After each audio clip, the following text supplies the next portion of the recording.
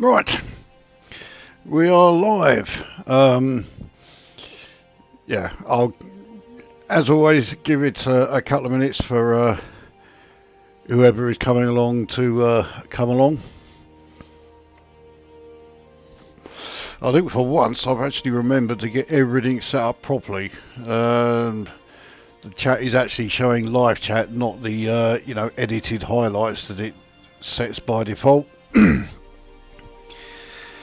Games seem to be running just fine. The audio is just fine. I've actually remembered to make sure the microphone volume is set as it should be.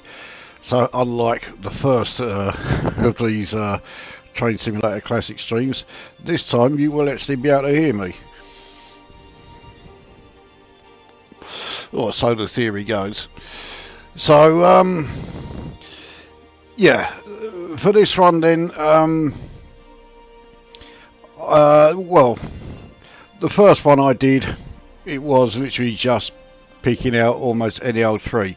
This time, this time I'm going to be doing four routes, four scenarios in four different locomotives, and three of them all have, they all have something very distinctive in common, which is that they are all fucking pig ugly looking things. Jim's here. The fourth one, a bit like the last one that I showed in the first stream, is a bit of a pain to drive.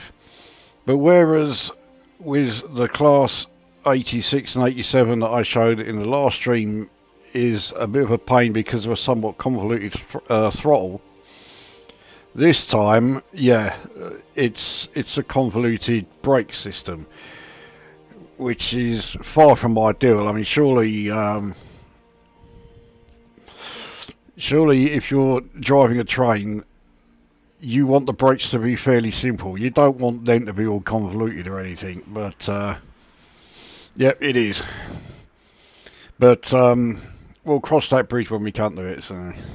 So that will be the last one that we show. So it's all pretty quiet in the chat at the moment, which, well, it's hardly surprising. I only announced that I was going to be doing this video. Actually, I'll tell a lie. I put an announcement thing up about a week ago. So then again, I do have this habit of putting up announcements that I'm going to be doing a stream, and then I don't do them. So yeah, it's not that surprising that we currently only have 2 viewers. Actually, the thing I am surprised about is the fact that we've even got 2. I expected it to just be the 1.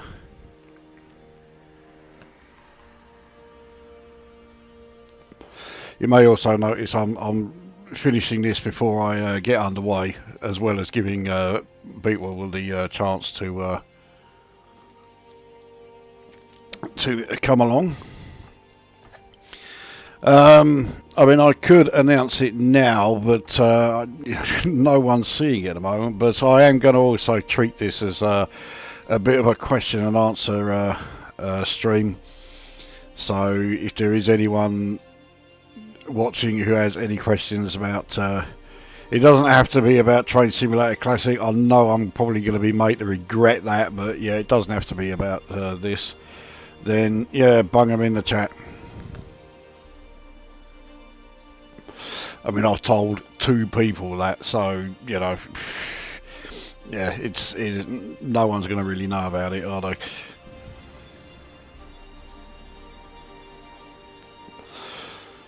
So as soon as we finish this, we'll get underway with the first scenario.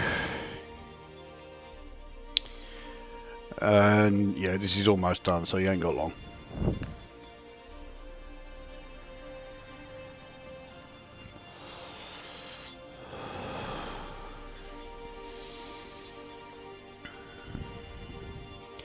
I'm sure it's quiet here.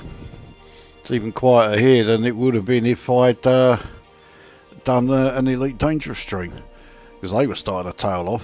Or a No Man's Sky stream. They don't exactly attract huge numbers either. Well, yeah, let's face it, I mean, this is a channel that has less than 2,000 subscribers, so I'm never going to attract huge numbers. Apparently we now have as many as 3 concurrent viewers.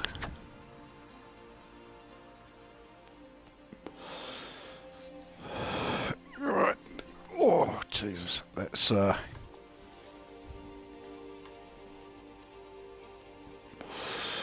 get ready. So let's bring up the drive menu. Like I say, I will be doing career mode, because yeah, I like to be able to see how well or how badly I'm doing. I know that Jim, who is watching, is not so keen on doing career mode. I honestly don't know why, but yeah, yeah, I couldn't tell you that. So anyway, the first one we will be doing then is on the Chatham main line, and we are going to be in ye olde class 402, which is also known as the 2 HAL. Yeah, when you first get in and power it up, it says, yes, good morning, Dr. Chandra, and occasionally it'll even say good morning, Dr. Floyd. But one thing it will not do is open the pop blade doors under any circumstances. Anyway, enough of that, cobblers. So yeah, I mean, the scenario is even called Hal's Odyssey, so yeah, the whole Hal thing is almost taken as a given. So the scenario description, welcome aboard the class 402 brackets 2 HAL. You'll be in charge of this historic unit, starting off at Raynham, making the journey to Bromley South, where the service will conclude. Now, the fact that it's only rated 2, so it's rated easy, don't read too much into that. I've played some scenarios which are, you know, classed as easy, you know, it's just the green, the 2 bars and the difficulty, and yet I've had more trouble with those than I have with some of the 4 rated difficulties, which is hard. So I have no idea what to expect. I have never driven this locomotive in this game before. I bought quite a few DLCs last week because there was a sale on in Steam, and I bought 12 DLCs for this thing.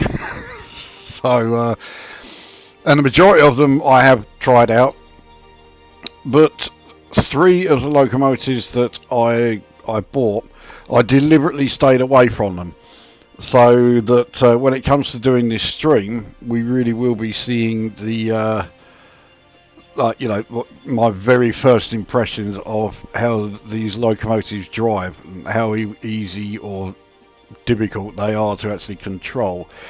Does it sing Daisy Daisy when you are powering it down? Yeah, it does, yeah. Doesn't sing it very well either. So Arodian has joined us, so right, let's get this one underway then. So the class 402, so I've never even seen this in the game, so I really do not know what to expect, other than it's a locomotive that it really does look like just a big box on wheels, even more so than any of the other diesels or electric. This is an EMU. I think it's one of the earliest EMUs that came into service.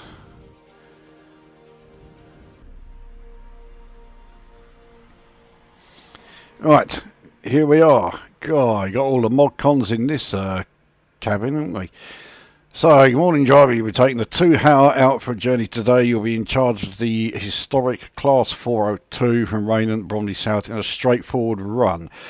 Please allow passengers to board here before departing. Right, so let's let the passengers board, so at least I'll have something done.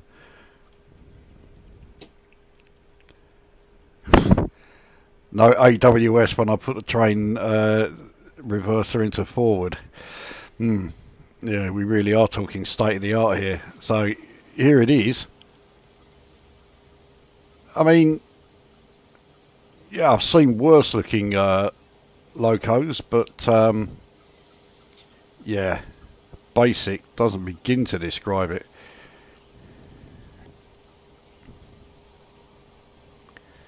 Especially when you have that ultra modern EMU pulling up alongside. Definitely going to need the windscreen wipers. Wonder if we'll have that horrible compressor sound of the old EMUs. Possibly. Herodian's just getting over a cold and a 2-week internet outage. You're not on Virgin Media by any chance, you get very used to those. I speak for experience, and Jim can tell you all about fucking Virgin Media as well. He has the same grief with them as I do.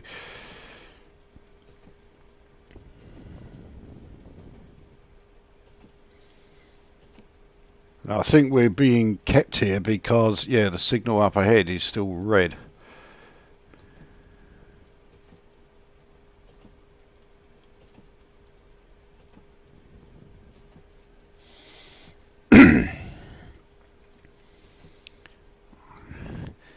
I mean, this thing, it almost looks like you're in a tram. I mean, you know, the height of luxury is that we actually have a seat. That is about it. I mean, the view... yeah. Right. Everyone's on. There goes the bell. Take it down to shunt.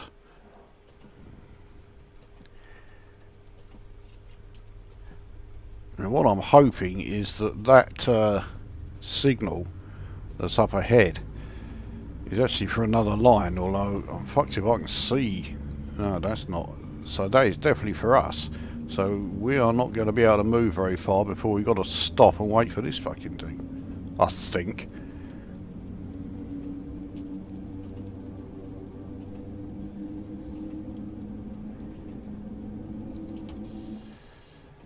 Alright. Let's brake because I have no idea how good the brakes are on this thing. They're not too shabby. Right, it was yellow, so we can go through it.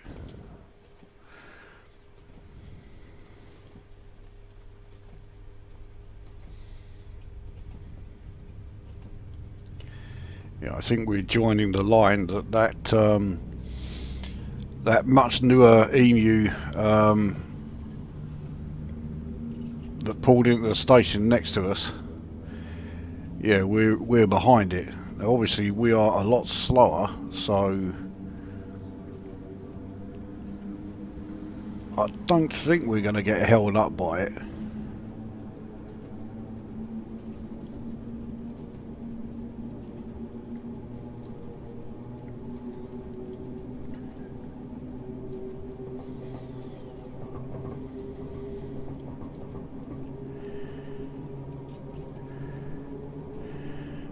We're only a 2-car EMU here, so yeah, once we find a speed limit we can pretty much head there as soon as we pass the sign. It doesn't take us long to get by it. I have to say, for a train of this age, the acceleration rate ain't too shabby. So another yellow coming up. We should get an AWS warning.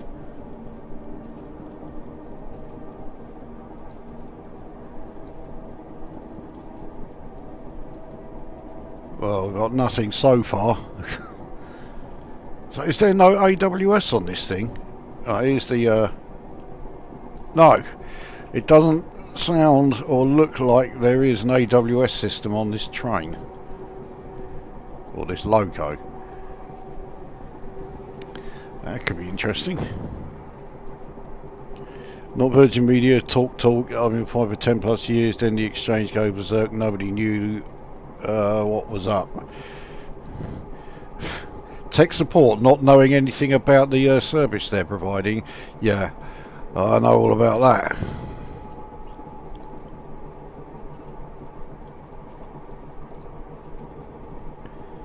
So, this thing's pretty, this thing ain't too bad.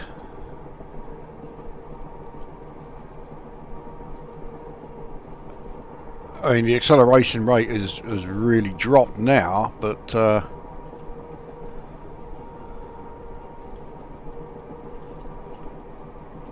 the only slightly iffy thing about it is yeah, no AWS, so you really got to watch what you're doing here.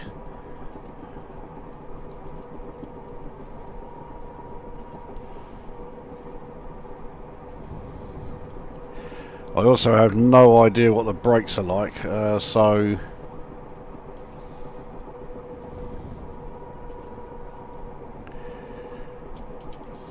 well, let's apply some braking and see how quickly it brakes don't seem too bad.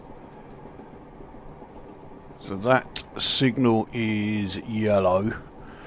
Okay, we're all right.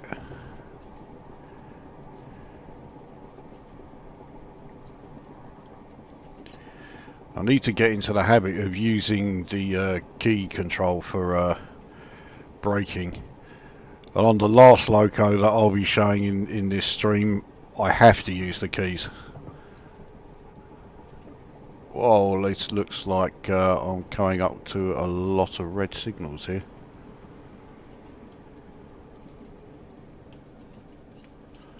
See, I think we can proceed. These signals are all in all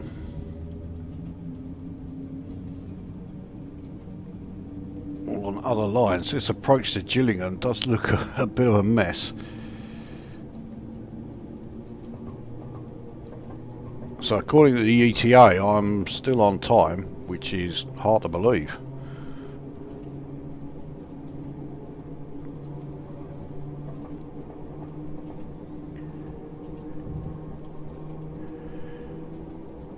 What's that one? That's not this line.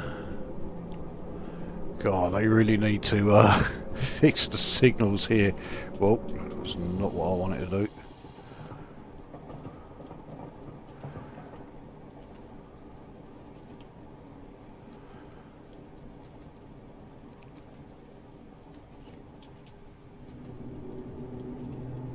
I mean, technically I could stop now and I'm fine, but yeah, let's at least get it to a point where I can see where the signals are.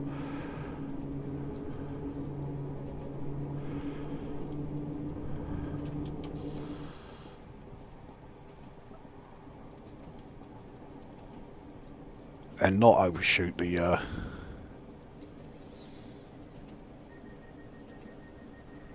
whoa.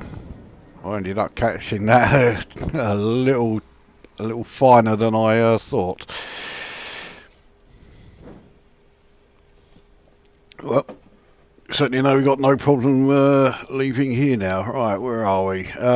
What year was that loco introduced? I've no idea, but it was originally in British Railways green when it was first introduced, so yeah, it is pretty old.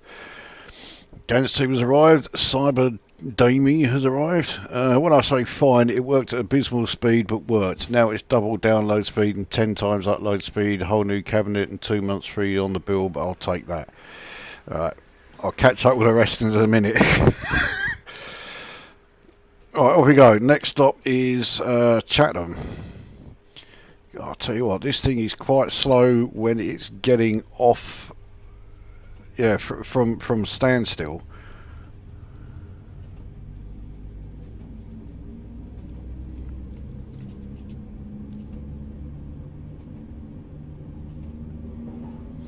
And okay, it once it hit roughly sort of like 45-50 mile an hour, the acceleration rate really did slow down, but it made it to that sort of speed pretty quickly, especially, I say, for a loco of this age. It's not bad.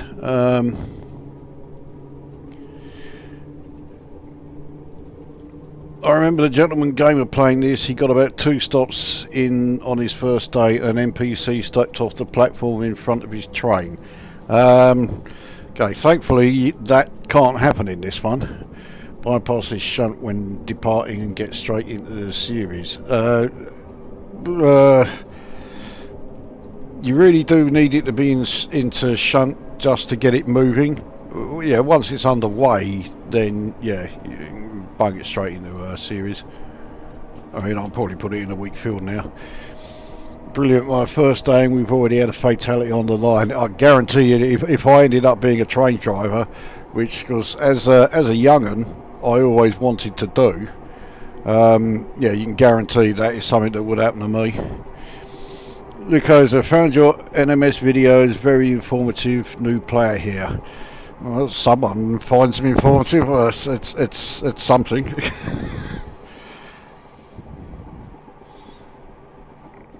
Alright, so we're into a 50 mph zone, which we're fine. Mind you, we are quickly heading into a 30 mph zone. And we've got to slam these brakes on a bit. Actually, the brakes on this thing are good. They are working really well.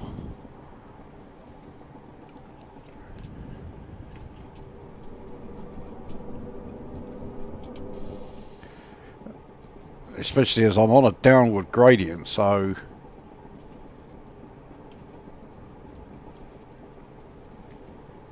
oh fucking hell, I'm coming in way too fast and there's a red signal, so that's going to be instant game over.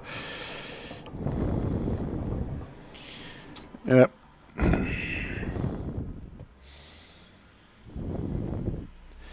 And that's what I mean about these supposed easy ones, yeah, being anything but. Let's give this one another go, because that was a total bollocks up. Now I think of it, it might have been Underground Train Simulator instead. Okay, I'm not familiar with that one, so... I mean, there is an underground line you can get for this. You can get the Metropolitan line. The vast majority of that is above ground anyway.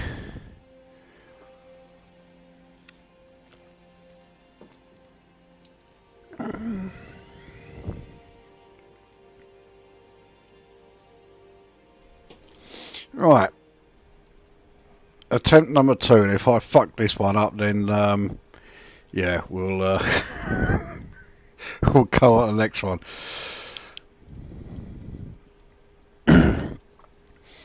Two bloody 14 gig patches, 2 NMS today, brass stoppers. I played for an hour in between. 2, I downloaded one. I didn't realise there was a second one.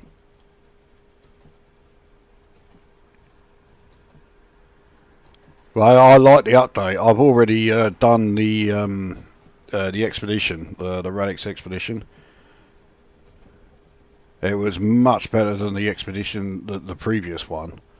I didn't rate that one at all. There is one bit about this current expedition I don't like.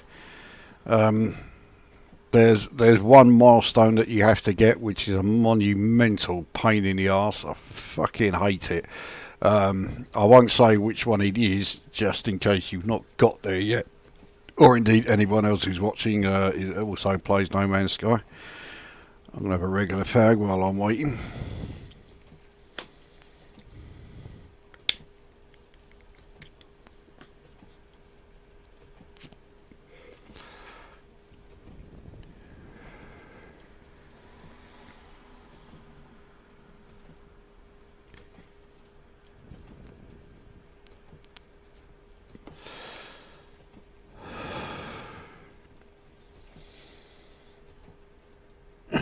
I think I need tea and biscuits for this. I dare say, yeah, if these scenarios carry on like this, you probably need, well, you certainly need something.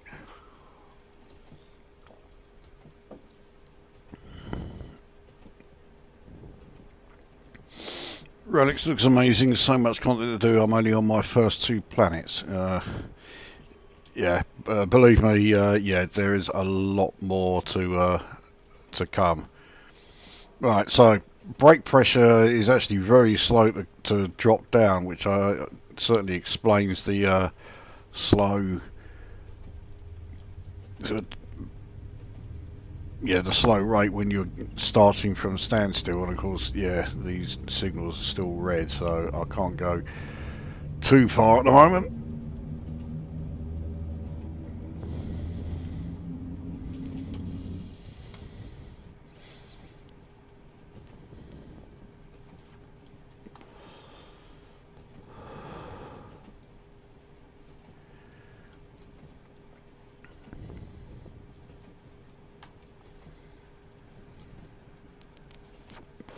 Right, well, they're now yellow, so let's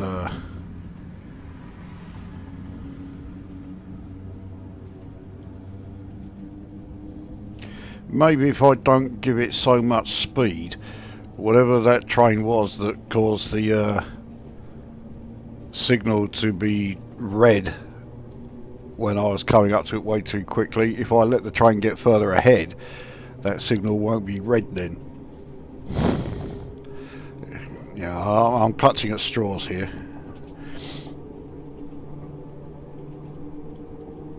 Okay, we're up to 90. Let's head. Put the throttle at full.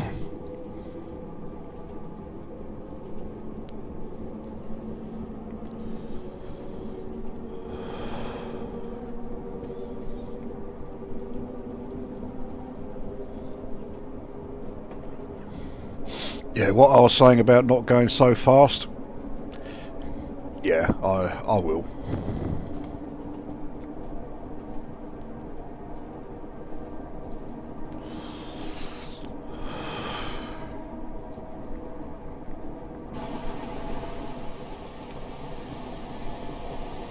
I mean, it's a weird looking thing because, I mean, you can certainly tell that it's an old EMU, but it doesn't exactly look prehistoric. I mean, the livery certainly helps. When it's in its original livery, the green British Railways livery, yeah, it really does look old then.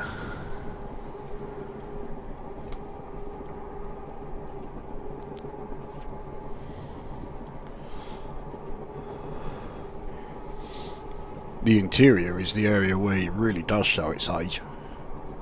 Especially this really, really limited vision that we've got.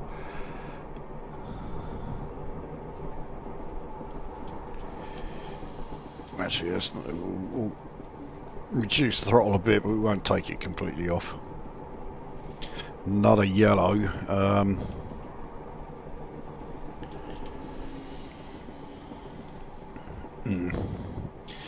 Yeah, let's reduce it a bit.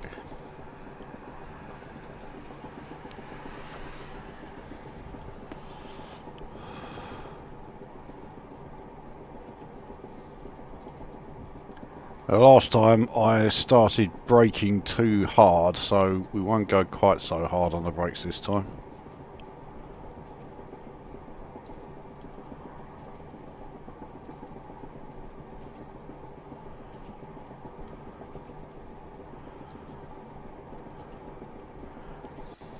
So we're well under the speed limit that's coming up.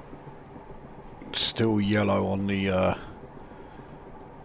so the train that is in front of us is probably at Gillingham Station. Yeah, there's a red signal there. Now that's for us.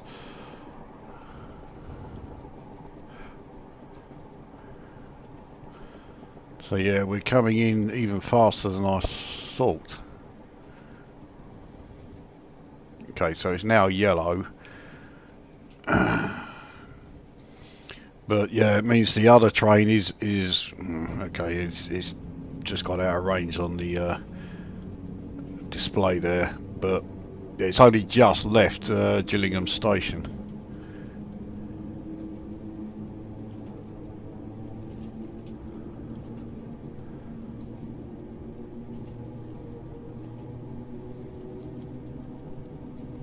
But according to the ETA, I'm even earlier than I was last time. Well, currently set to be.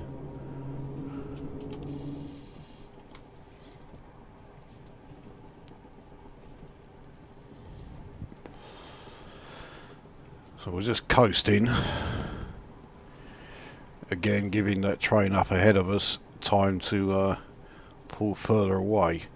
In this old jalopy, I'm sure I'm not going to catch it up, except when it's stationary at stations. So I hope that that train ahead of us is a fast train.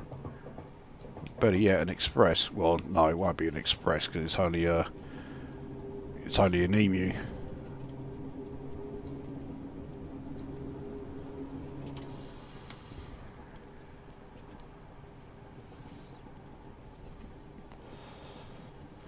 Okay, so now our ETA is late by a few seconds. We should still get full points.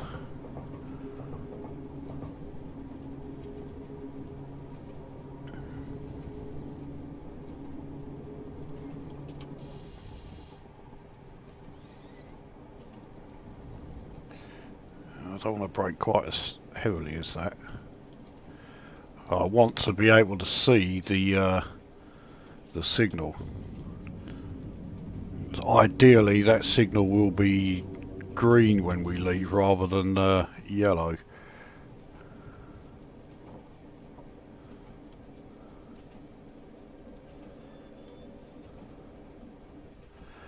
Right, there you go, they're green now. Now I'm pretty sure they only just turned green as I was leaving last time, so that won't be too bad.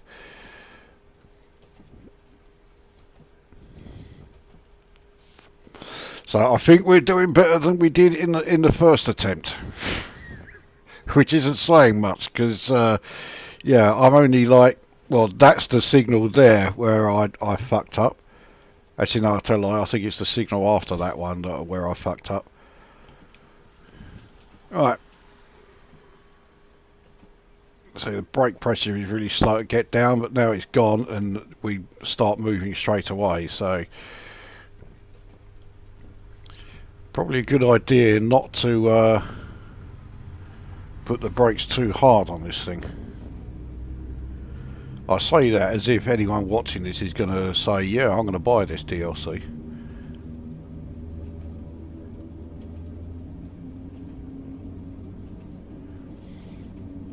Well, I had no intention of getting this one either, and I did. I mean, at some point I know I'm going to end up getting all of them.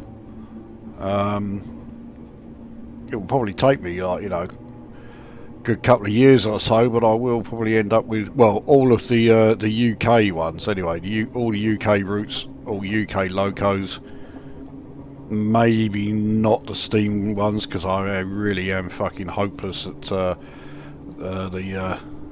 Steam. I can only use those, or yeah, I can only drive those with simple controls. It's not really the same. You can't do career mode scenarios with simple controls. So yeah, it's yellow again.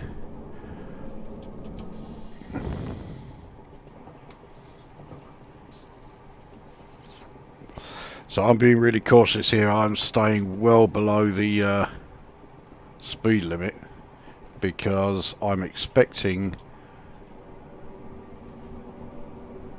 Right, so that signal is yellow. This signal here, that's the one that I got the instant game over at. So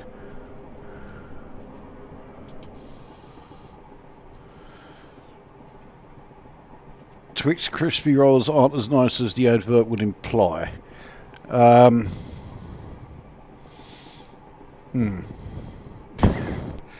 be honest, I've never had any sort of like real desire to try them. I'd just stick with the regular ones. You can't go wrong with a regular Twix. Sounds like instant type 2 diabetes. I don't know about that, but put it this way, I wouldn't try, you know, like a packet of 10 of them or something. even if I had been smoking ganja beforehand.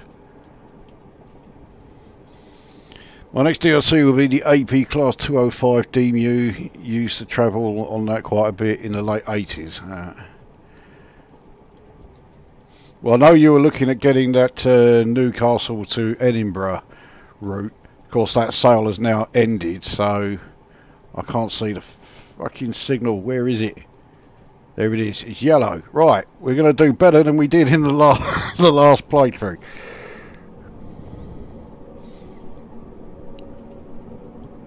And according to the ETA, not only am I on time, but I'm actually a whole 15 seconds early. All right.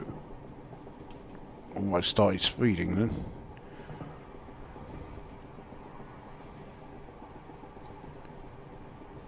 Can't see the signal there.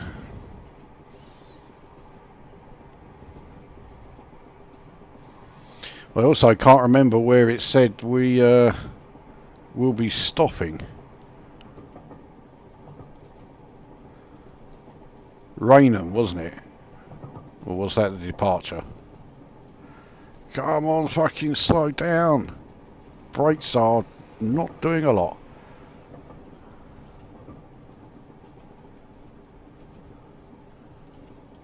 Look at the brake pressure, it's really low.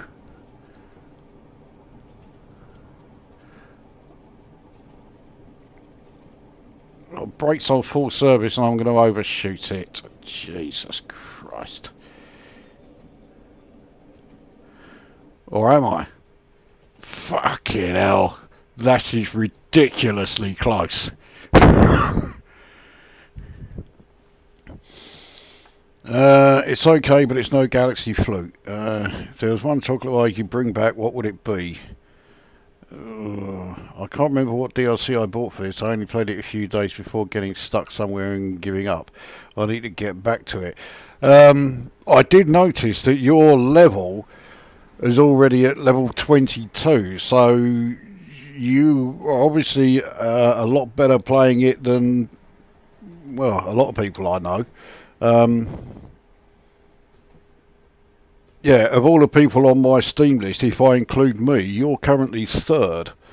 So it ain't bad for someone who hasn't had the game that long. Gameplay looks like it's on rails. Right.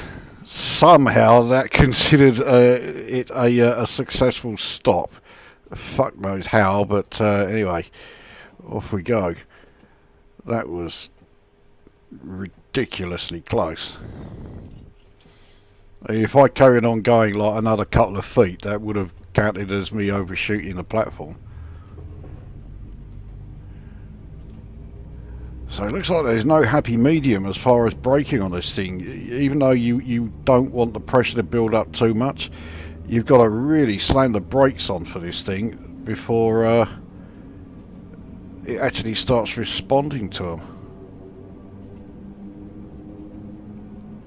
I almost wish at Rochester, which is the next stop and is also very close, I wish that was the terminus.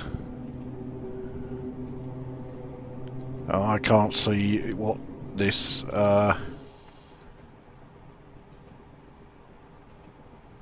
signal is. Alright, it's yellow. It's double yellow as well. So the other train is probably at the Rochford station.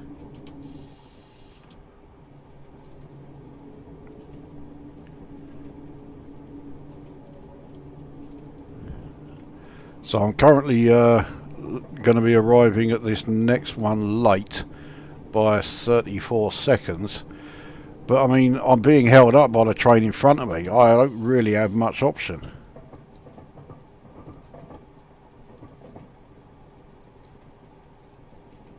I can't see the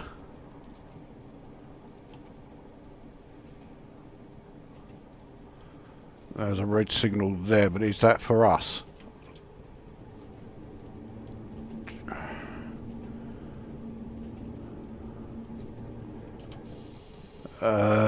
No, I don't think it is. Oh, fuck hell.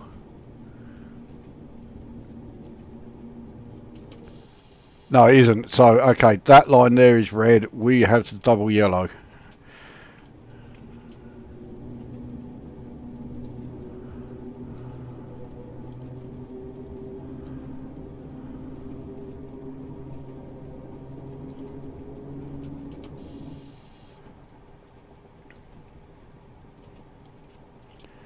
Well, now even later, but at the moment I'll just be glad if I can actually get through this.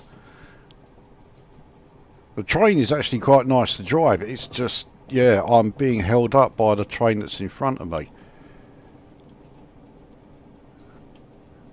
Let's not brake too suddenly because I want to see the signal up ahead.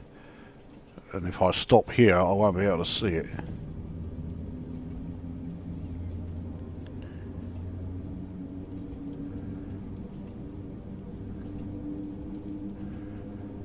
So I can't tell if that red is for us or not.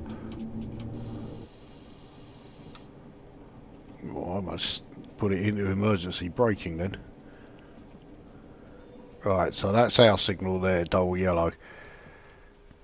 So we're late by almost a minute, so we're not going to get full scores there. Anyone remember 54321 bars? Yeah, I remember those. I thought they were very bland. Wasn't too keen on them. Yeah, I now have the 54321 advert on loop in my head. Yeah, so does everybody when everyone mentions those things. Fucking Manfred Mann. Well, the Cadbury's bar 6. They're totally not Kit Kats. Yeah, I remember those. Right. Yeah, we didn't get quite as many points this time. Oh, there we go. Oh, I'm way behind on these chats here. Dime bar. Oh no, I hated dime bars. They were fucking horrible. I know the Manfred Mann song, unfortunately. Yeah, yeah.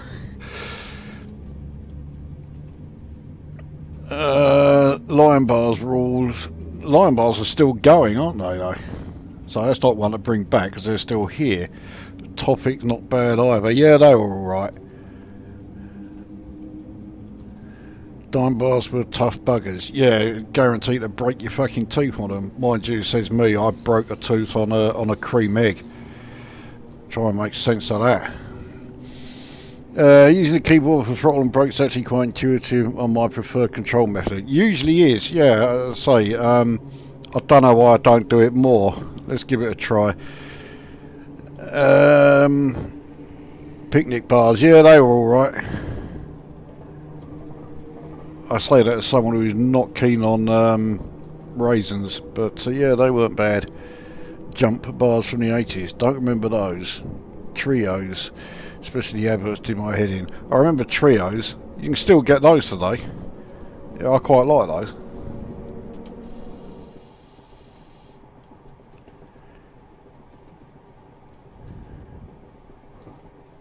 So again, a double yellow.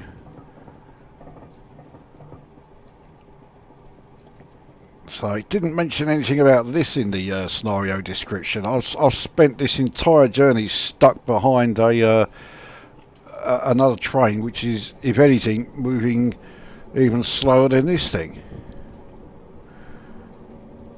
So trying to get on time. I mean, the next stop, I am really, really late. Let's try and speed up a bit.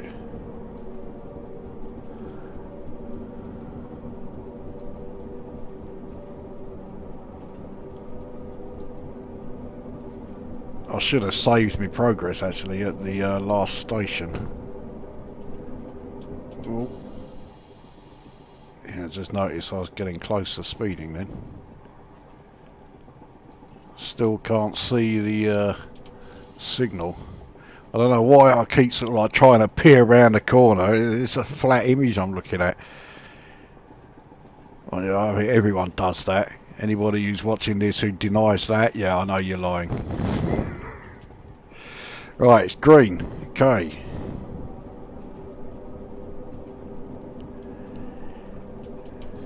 As soon as we get past here, we'll hit an 80 mile an hour area and uphill. So I'm basically just crank the throttle up to maximum and away we go. Well, until we get to the first signal, which will probably be red. Here we go, right. Texan bars were tough. Yeah, they were really overly chewy, I thought, those things. Strange being stuck behind a train that's probably 60 years younger than the old tub you're driving. Yeah, yeah.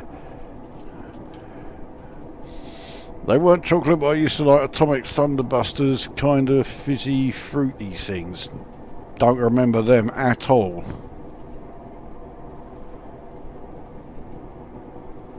Well, anything like refreshers. I remember those. They were good. I'd bring them back.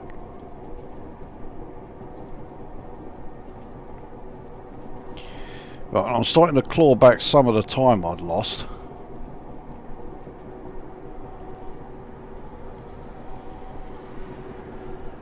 I don't recognise that symbol there. What the fuck does that mean?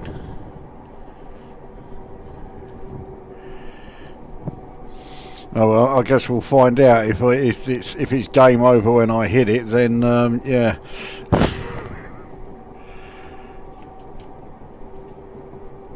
That last signal was green, so this signal will be at worst double yellow, so I don't need to worry about speed at the moment.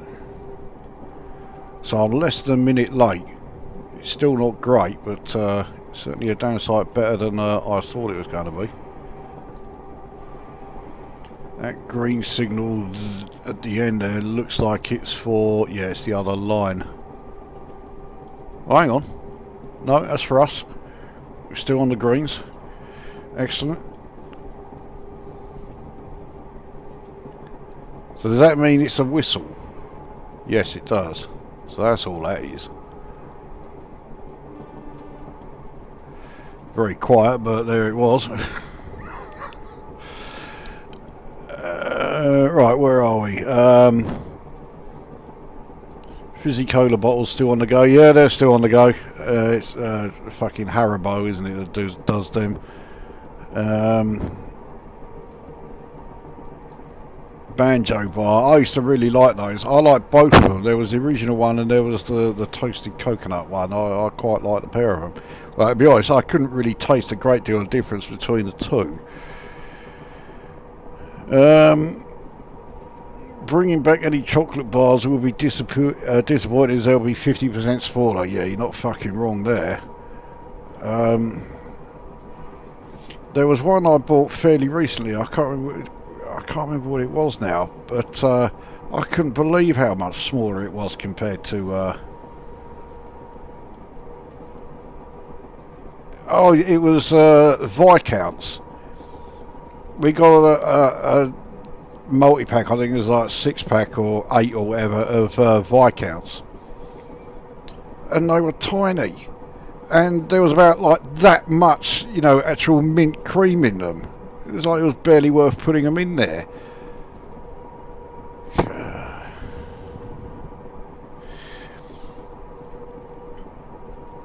Gonna show my age now, but who remembers the Alpine Pop Man? No. I can't say I remember that one. Is there anything like Corona or whatever? Yeah, the milkman used to deliver them. 'Cause I remember them. Every Christmas we would get like a load of them. They were really just strawberry bonbons. There was a series called Metal Mickey. Oh, fucking hell, yeah, I remember that. Atomic Thunderbusters were his Scooby snack, for want of a better term. Metal Mickey was such a fucking shit pile, wasn't it? Oh. Double dip sherbet, yeah, I remember them. They were great. I always did like sherbet when I was a young. Have you tried Glasgow to Ayr ScotRail? Don't think I've got that route. I've got Edinburgh to Glasgow. I have got like 3 or 4 Scottish routes, but yeah, I don't have the Glasgow to Ayr route. Lion bars are tiny compared to what it used to be. They all are. I remember Viscount couldn't tell the difference between those and yo-yos. No, they were identical. Just that they were made by two different companies. I remember buying fruit salads and blackjacks at the corner shop, 2 for 1p. Yeah, I remember that. See, I've got this thing now on full throttle, but this gradient I'm on is so steep that I'm actually slowing down.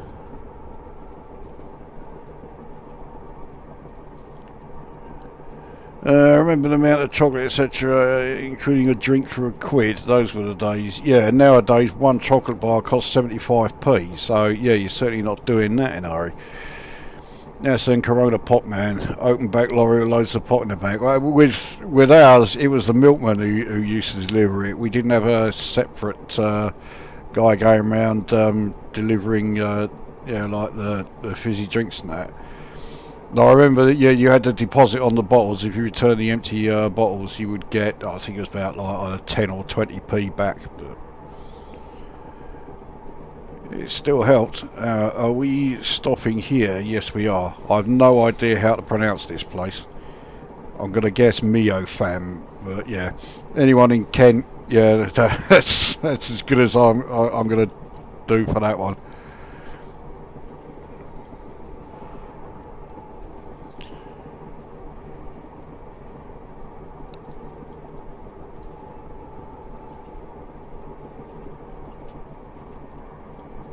Yeah, going back to what I was saying earlier about the Scottish routes, one of the routes I'm going to be doing tonight is a Scottish one. So, yeah, anyone from Scotland, you'll see some sites.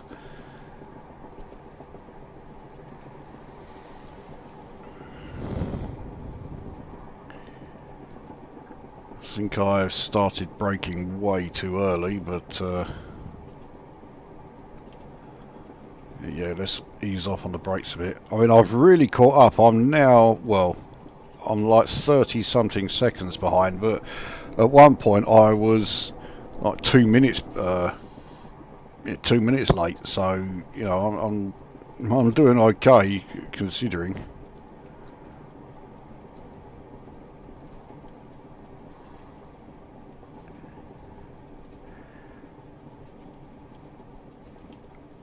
So we're now into a 90 mph zone, but I need to stop.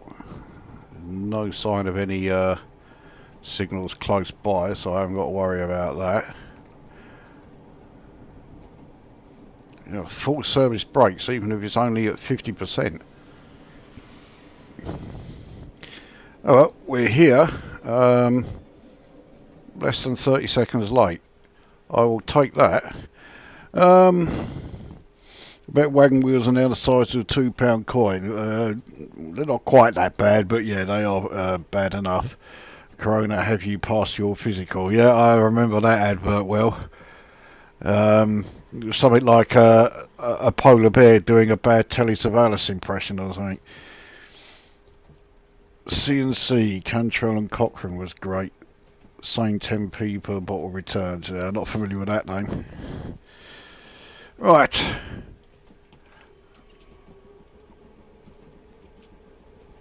On to the next stop, Longfield. I didn't even see how many points I got for that one. But I think, all things considered, I didn't do too badly there. I got ahead of a lot of the train platform to pass though before we actually leave here.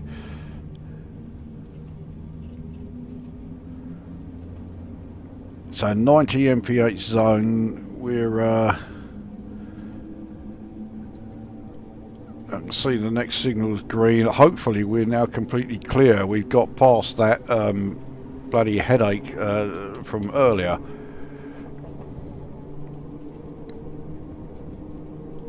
I dearly hope so. ScotRail on board train announcements, Glasgow Central to Ayr. Yeah, no.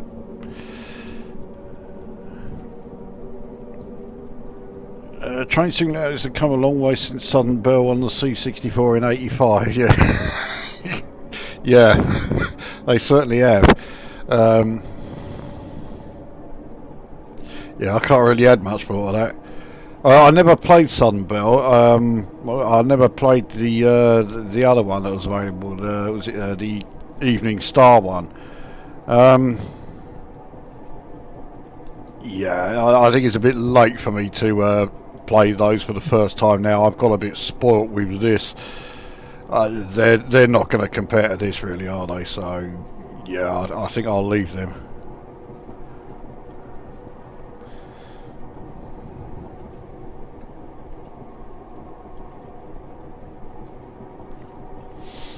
So we're still going uphill, and the acceleration rate isn't that bad once you hit 40. Then it starts to diminish a bit, but now we're about to go downhill, so the acceleration rate is likely to pick up a bit now. Fucking hell, yeah, and then some. I'm going to need to do some pretty hefty braking for this this station. We've got another whistle signal coming up.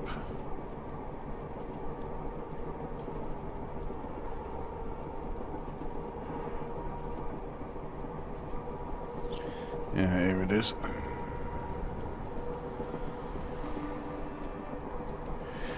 Yeah, still not an impressive. Well, it's not really a whistle, is it? It's a horn.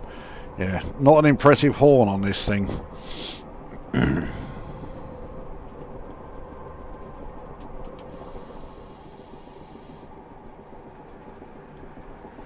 I'm due to arrive early here, but I'm going to need to, yeah, I've got to start braking fairly early, I think, because I'm going a lot faster than I have been, and I'm also on a downhill gradient, so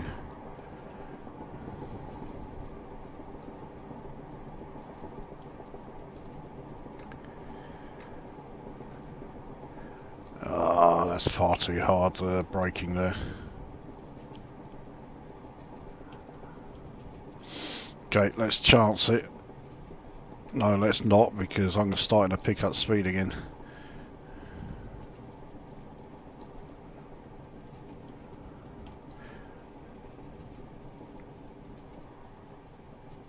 And I'm still scheduled to arrive here early.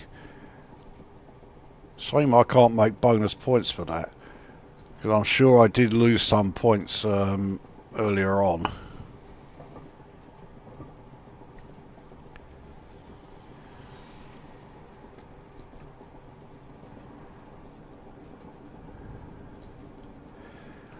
I left braking rather late here, but yeah, we'll be fine. No problem at all.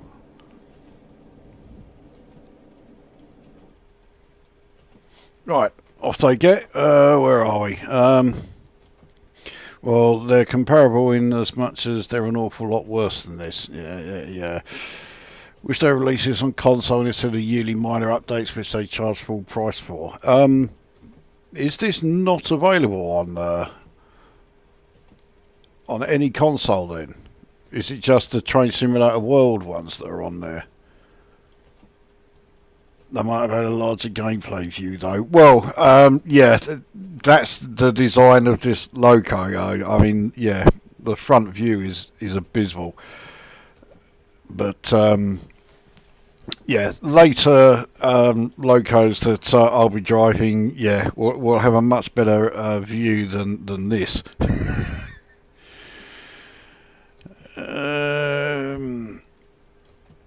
Train Simulator World on the yeah, Train Simulator World has rather annoyed a lot of the fans, because we had Train Simulator World come out for PC. None of the previous DLCs work on it. So if you want to, if you buy Train Simulator World 5, you have to buy all new DLCs for it, regardless of whether you already had them in, 2, 3 or 4. And a lot of the DLCs they are releasing are just reusing the same old assets. There's nothing new being added to it. So yeah, the fans are far from happy, and it's hardly surprising. Thanks to whoever mentioned Trio, I now have Harry Belafonte stuck in my head. Okay. I actually never knew that that song was one of Harry Belafonte's, so yeah. I'm not sorry about that.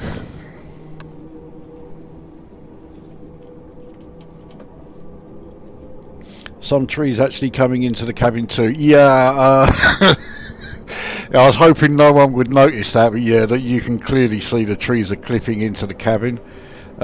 This cabin is quite wide, so that's why it's doing that. I despise those Susie Trio adverts. Yeah, I think everyone did. It's a miracle they sold any of the things with those adverts. Mind you, I suppose if shitty adverts really do have an influence over anything, that's a red signal. Oh no, I ain't. Thank fuck for that. I was going to say, where the fuck did that come from? Is there a route from Shoeburyness to London yet? No, I really wish there was. I would pay full price for it. But nah, no sign of it. There isn't anything in the workshop ones either.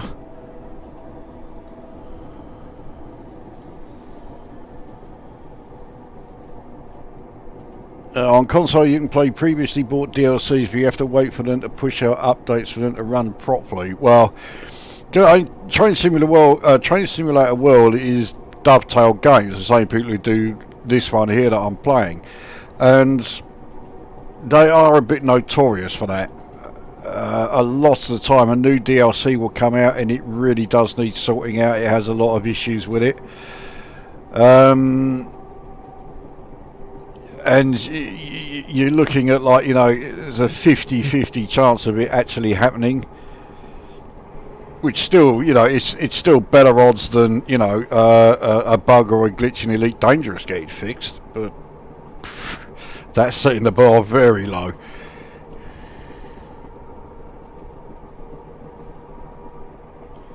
There was something I started saying earlier and I completely lost the thread of it, and now I can't remember what it was, so it can't have been that important. TS, Train Simulator 2 and 4, DLCs for 2 working 4, but all that changed in 5, hence I won't be buying any version after 4.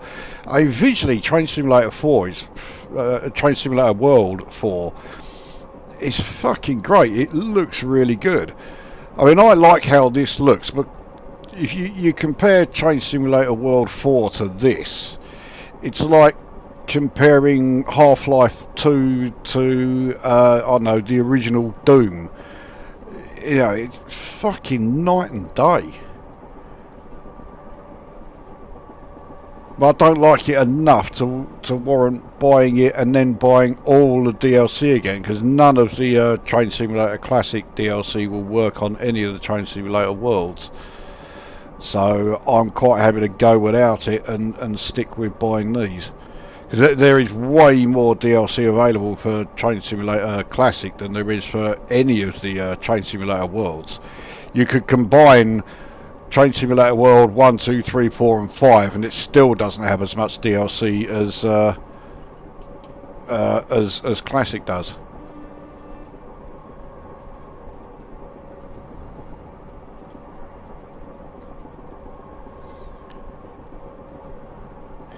So now we're on this uphill part that's going to really slow me down a bit.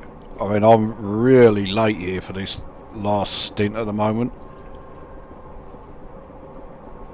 So we're due to arrive at 12:41, and it's our current ETA is 12:43.42. So I'm going to lose points for that. The thing is, I'm currently on 834, so I only need 66, and that would be enough for the gold score. But I'm not going to get it because, yeah, I'm getting further and further behind.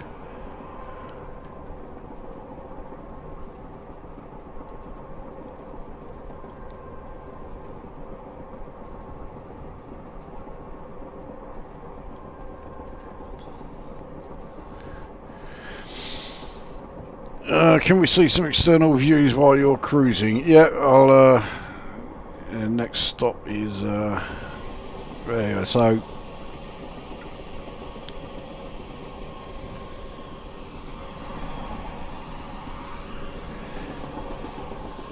I'll say it's not a terrible looking thing. I miss the whistle thing, but you don't lose points for not actually using the whistle or the horn. So yeah, it's not a bad looking. It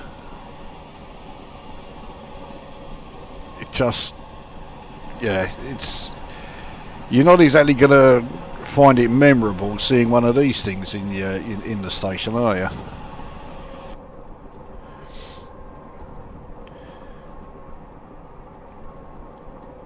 There isn't even. I haven't got to slow down when I hit Swanley Station, so I just go charging through it at full speed.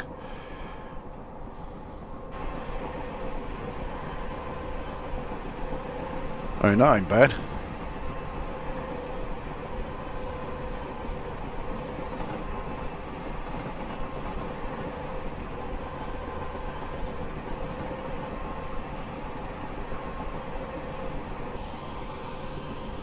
There we go, through Swanley. Green on this side. It's a good job because I was nowhere near ready to slow down. I mean, I've not had any yellows for a while, so yeah, I'm certainly not going to have any reds. For an old square EMU loco, it renders surprisingly well. Yeah, I mean, it is quite basic. I mean, Jesus Christ, look at the cabin.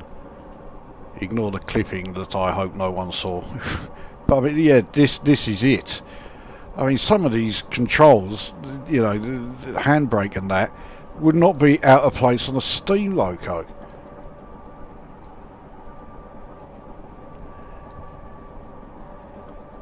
I mean, you look at this, and then you look at, you know, the cab of a Class 801, which looks like it's come out of a fucking science fiction film.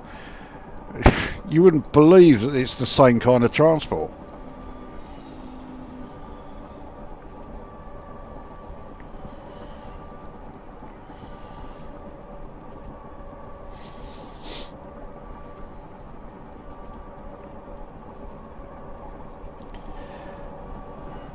Seating arrangement actually looks better than the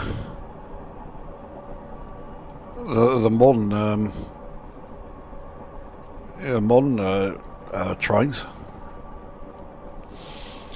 Right, so we have less than 5 miles to Bromley, which and I'm catching up with the ETA. I'm still a minute and 18 seconds late. But considering I was well over 2 minutes late, that's not bad. Alright, so there's a 60 mph limit coming up. Hard to believe I could be speeding in this thing, but yeah. No idea what station this is.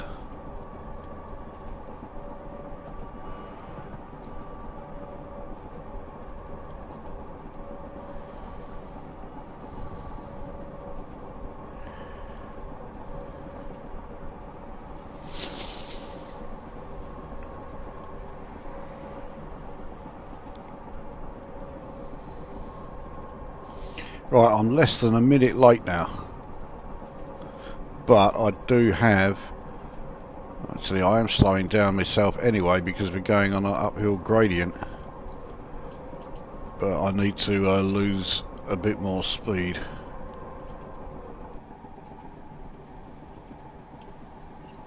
I'll do.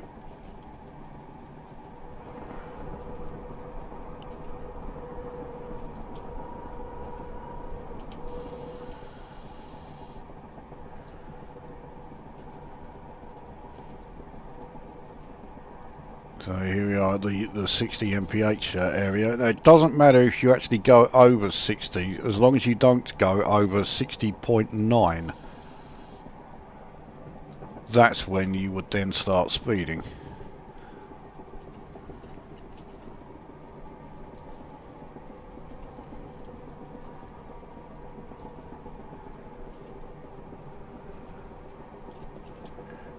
pick up a bit more. So I've still got time that I need to make up. I am still making it up. I'm now 39 seconds late. I don't want to speak too soon, but it does look like I could be on for a gold rating.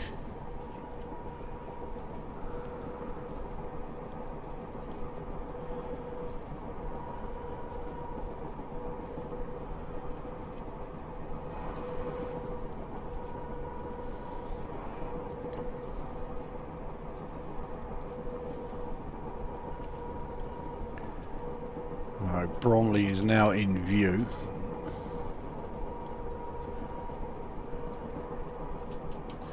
Right. We're going this far downhill. By train standards, this is quite a steep gradient, so this may need braking rather than acceleration or throttle control to get through this bit. Mind you, I mean, we are picking up speed, but it's not a hell of a lot.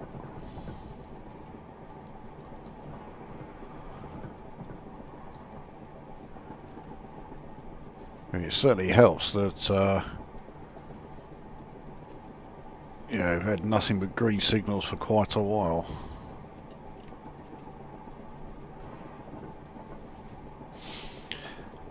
Just remember, right, we'll use keyboard control sort of braking. I think we may need to start applying brakes now.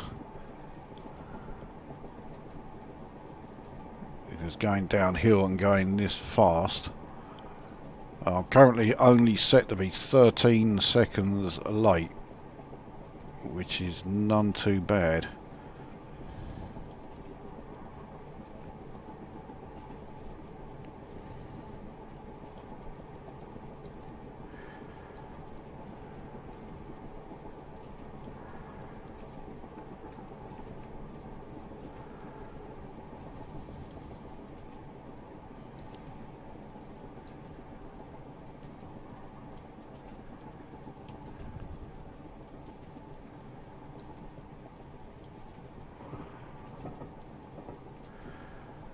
Not seeing any red signals there, so I think we're all right. Here we are with the platform right here.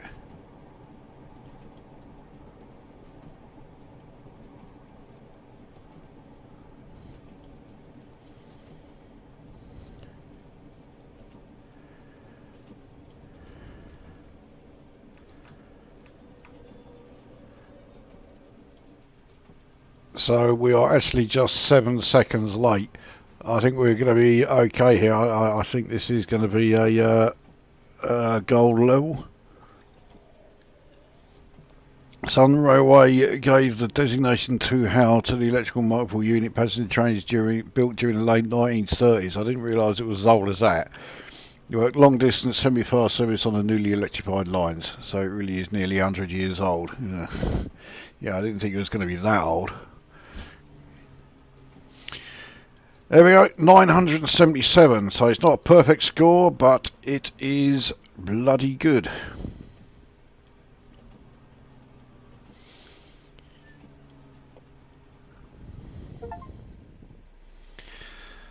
So, yeah, the only areas where we lost points was being late at which one? So that Miofam place, which I'm still assuming that I'm pronouncing, well actually I'm going to assume I pronounce it wrong, and Rochester New, and they were the only two where I was late. So I did make up time at Longfield and Bromley South,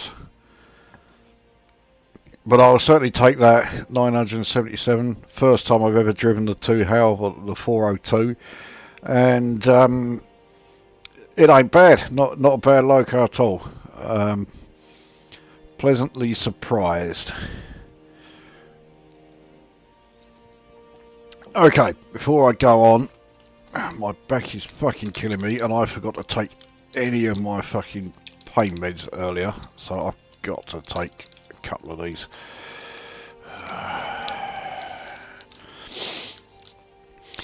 Right, well, the next loco that I'm going to be driving is very different.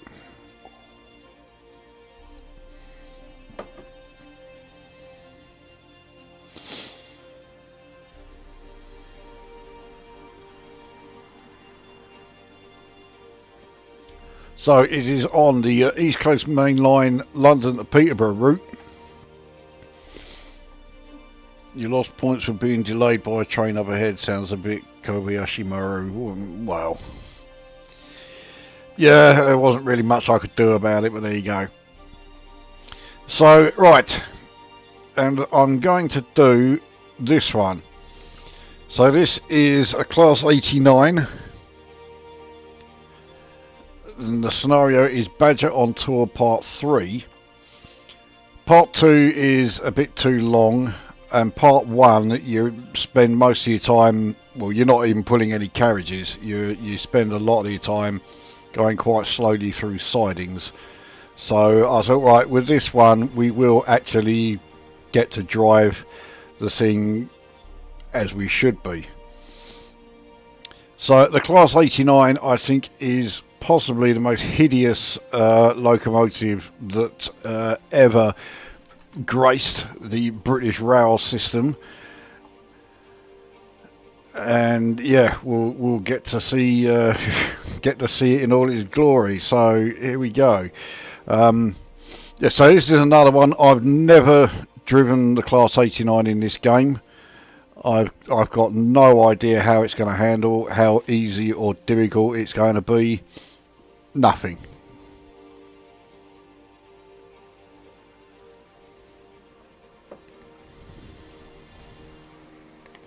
But I do know a bit about how the Class 89 came about. Personally, I kind of wish it never did, because you can maybe see it when it eventually loads up and we get to take a look at it. It was made from the remains of, well, the prototype anyway, was made from the remains of a Class 370. Here we are. So, we are both booked to depart at 9:51. The passengers are already on board. Use this time to prepare for departure. You will run 75 mph to Hitchin, like the HST tour. It will then pick up speed and you will join it on the down fast. Try to match your speed and acceleration to the HSTs for some great photo opportunities for all enthusiasts. Please see your briefing for more detailed info. So, pick up passengers from Peterborough Platform 4, which is 48.8 miles away. Okay.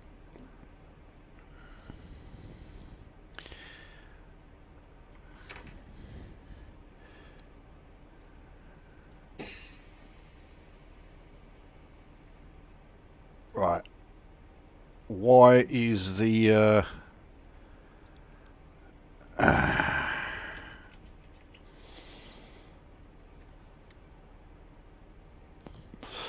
why is the reverser not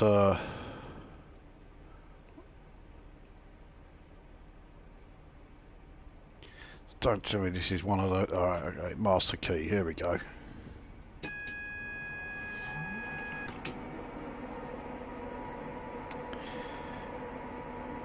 Now, what time did it say we had to leave? 41. Oh, here we go. Now, you recognise that engine sound.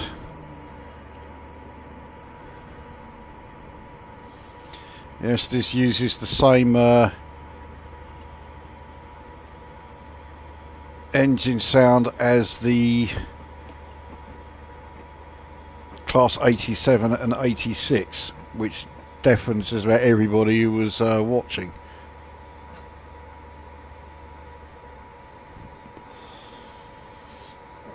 Right, well, I think I've got the speed almost there with the 125. So let's have a look at some exterior shots.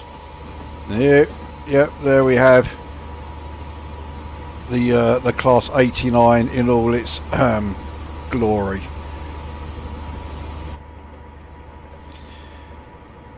So yeah, the Class 89 is pulling a bit further ahead of this HST, which it didn't want me to do.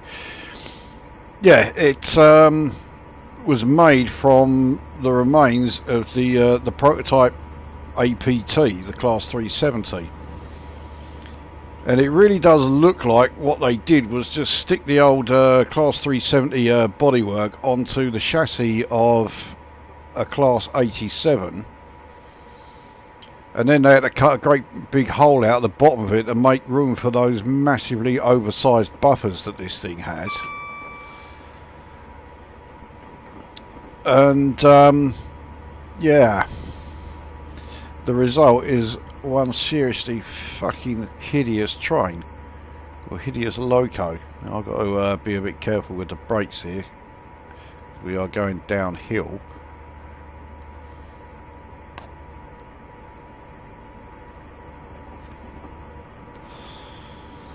Okay, obviously I don't need to be that steady.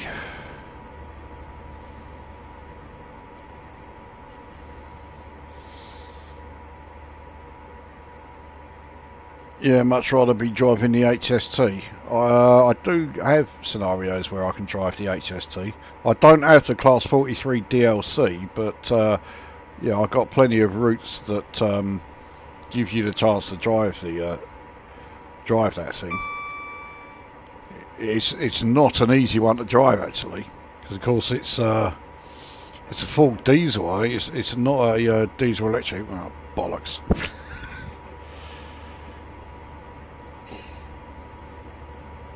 Okay, so I lose 29 points. The thing is, right, the HST is constantly pulling away from me, so I've got to try and keep up with it. In fact, really, I've got to try and draw level with it, but I can't do that without speeding.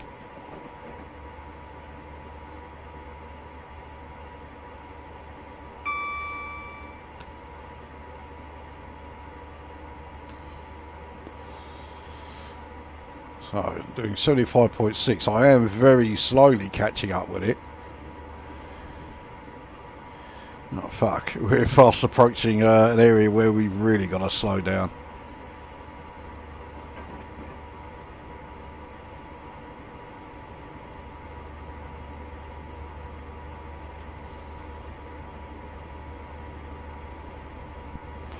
So I need to try and time my braking to be at the same time as the HST does.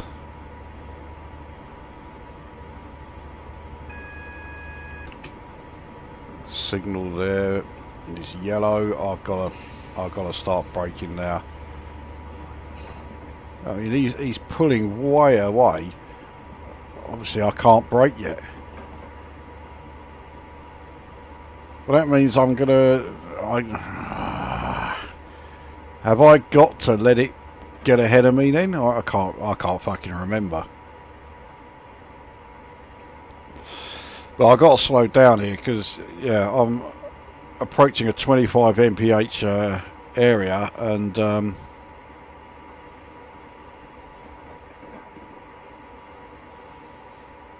I am going way beyond that. In fact, it looks like that signal is... oh, bollocks. It's done the emergency braking because this signal's red, and I've got no way of stopping in time.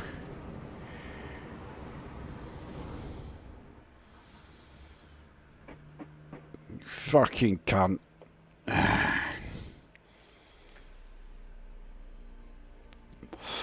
Well, that happened in the last one. Let's try again, do another replay. Reminds you of two restricted lorries trying to overtake each other on a dual carriageway. Yeah, it's well, the overtaking manoeuvre would be yeah, would take some doing in this one.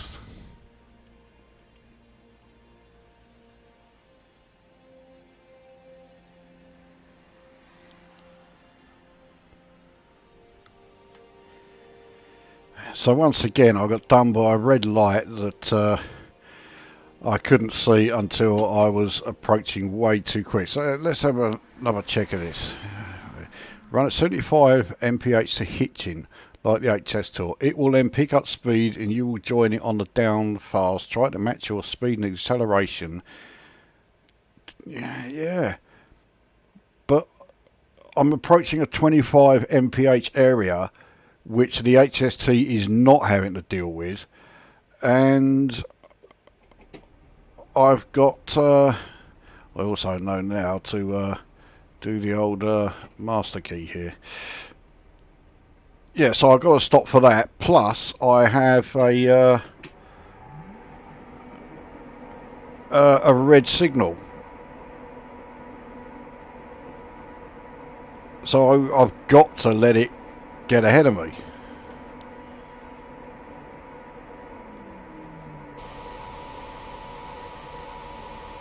So, here you go. I mean, the HST is a great looking thing, always has been. Considering that came about in, what was it, 76, I think, the HST, that the Class 43 first appeared. And then you got this thing. The Badger. Yeah.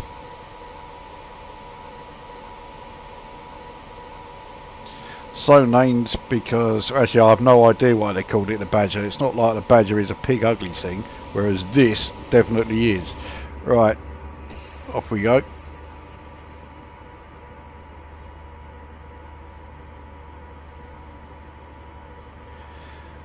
So just as before, I'll try to keep up with it, but I've got to start braking a lot earlier than I did when we're approaching that 25 mph zone, and I've got to let it go ahead.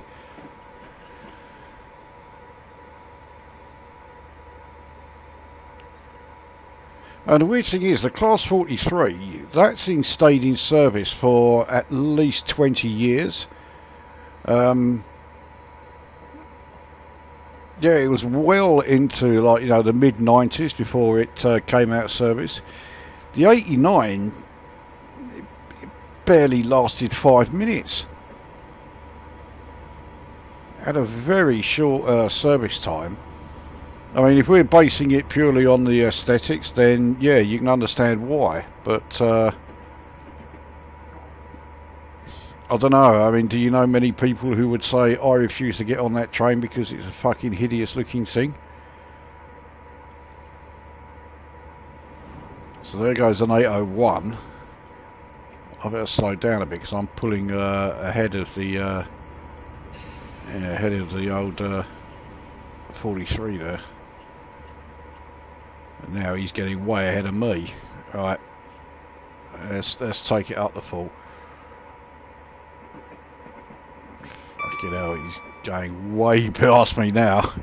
I think I overdid the slowing down bit.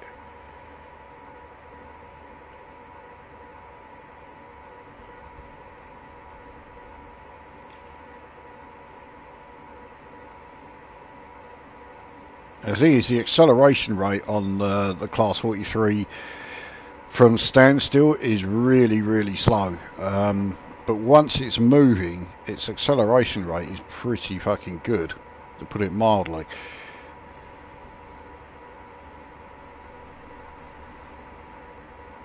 Okay, so he's probably...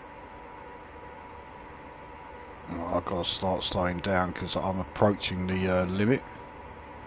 And we're approaching a downhill section, so I don't want to be speeding like I did last time.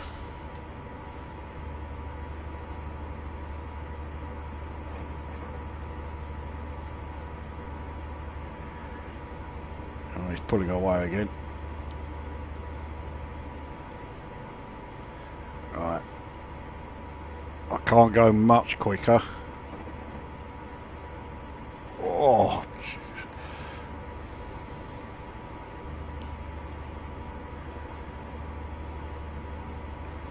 right, this looks okay.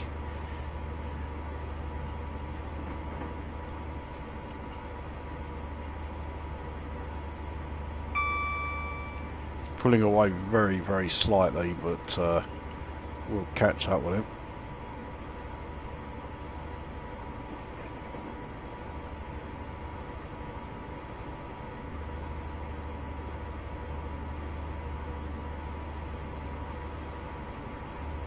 So there's that fucking 25 zone.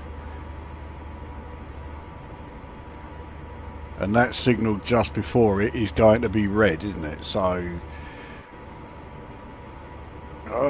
when do I start fucking braking? That's the thing.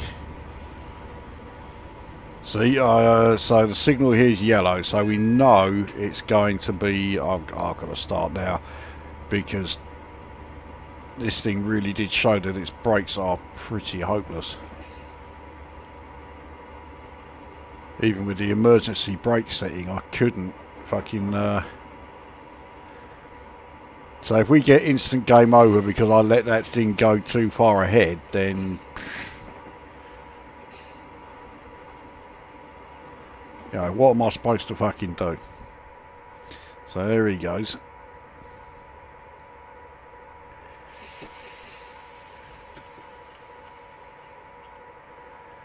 I've braked way too early this time, so I've got to pick up a bit of speed again.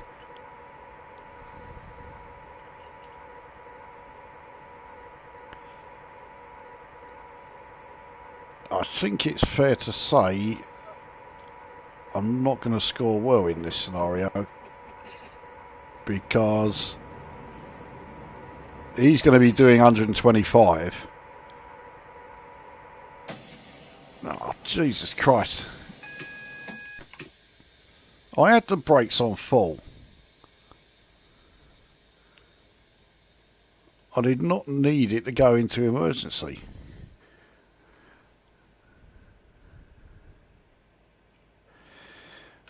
Alright.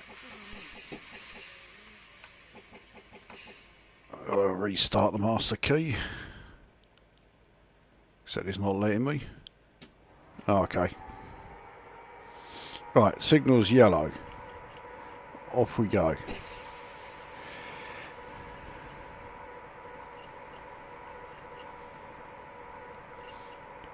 Now, it looks like we were going to join that line that he was on, you know, that HST. So it's not going to stay yellow because he's just leaving us for dust. He's now going to be doing 125 because he's accelerating to 125 because he's in that area. Yeah, here we go. So we're joining that line.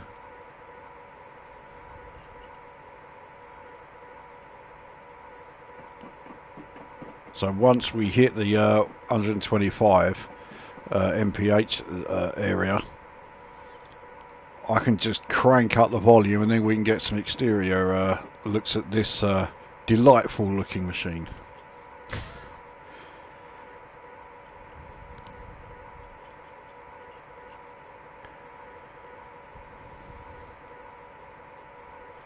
There we are.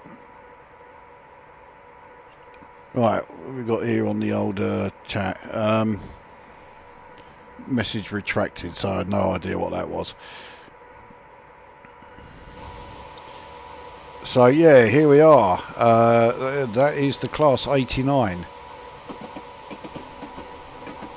So it's well, yeah, it's the most hideous electric locomotive I've ever seen. And the thing is, yeah, there isn't even an actual like back to it. The carriages just stop. There's no rear car, you know, like here, because this is a double-headed thing. But it was designed for, you know, express services. It was designed for passenger, you know, intercity passenger use. But everything about the design is fucking awful.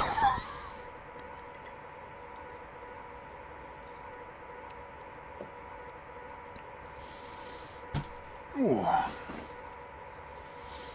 14 concurrent viewers, fucking hell. I think that's got to be the highest I've ever had.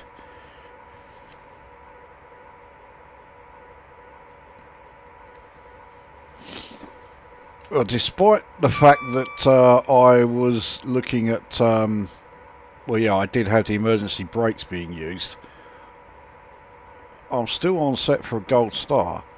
I mean, I know I've got a long old way to go.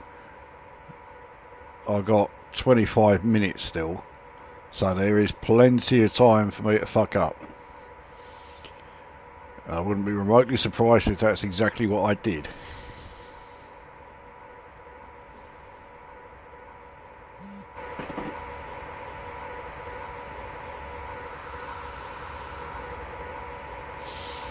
Don't really know the area from wherever it was that we started to Peterborough.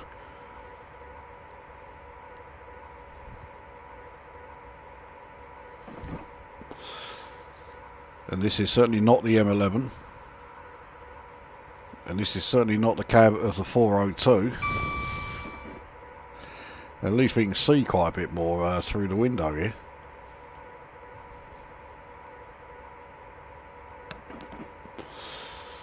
Alright, let's decrease the throttle a bit.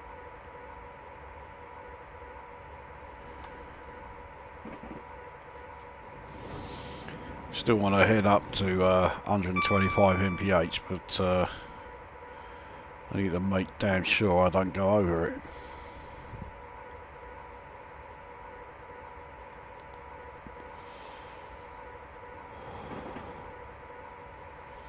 But even though it's using the same audio as the Class 86 and 87, fuck knows why, because it's in real life it sounds nothing like them. At least it's not as loud. So it's still a bit irritating, but it's nothing like as bad as in those two.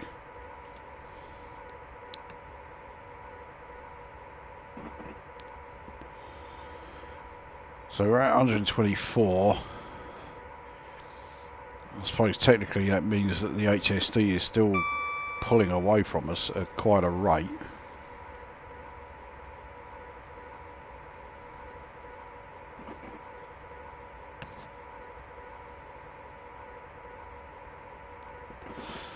I'm probably going to lose points for however, you know, X number of meters or whatever behind the HST. Oh shit.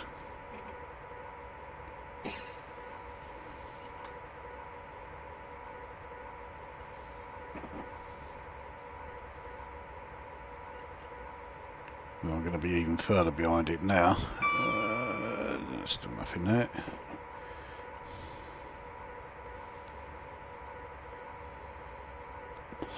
I don't know why it keeps looking like there's a message appearing in the chat there, scrolling up, but no, there isn't one.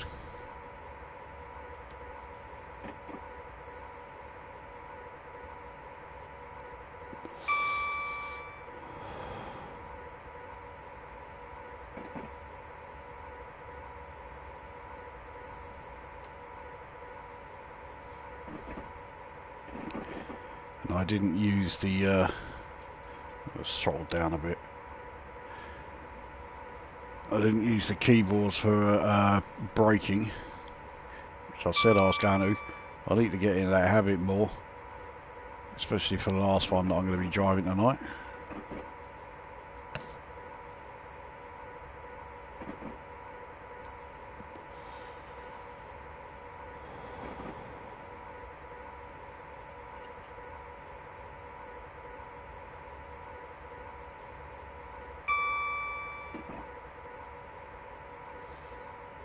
Doesn't seem like a bad train to drive, shame it looks so fucking ugly. Yeah. It doesn't seem like it, yeah, it doesn't seem too bad to drive it.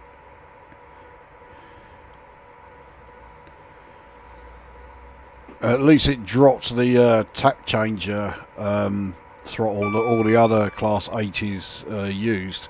This is the only one that went back to the regular throttle.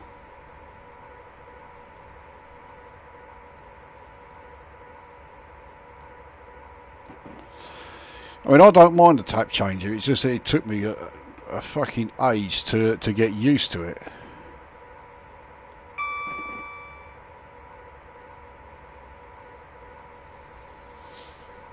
But yeah, once I did get used to it, yeah, it's fine.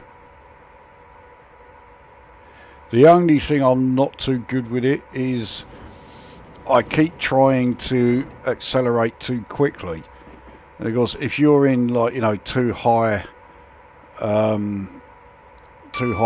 gear, for lack of a better word, so you're up to, you know, like, you're into the low 30s on the tap changer, but your speed isn't high enough, your acceleration rate is dreadful. So you can't just keep going through you know, the tap changer and take it all the way up to top of the shot straight away. You have to do it sort of gradually and know when to.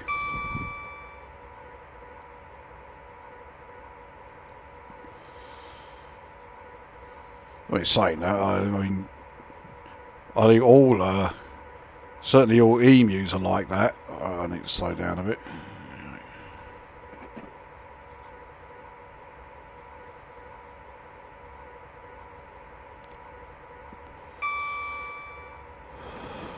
I keep missing all the signals to sound the horn on this thing. I've no idea what the horn sounds like.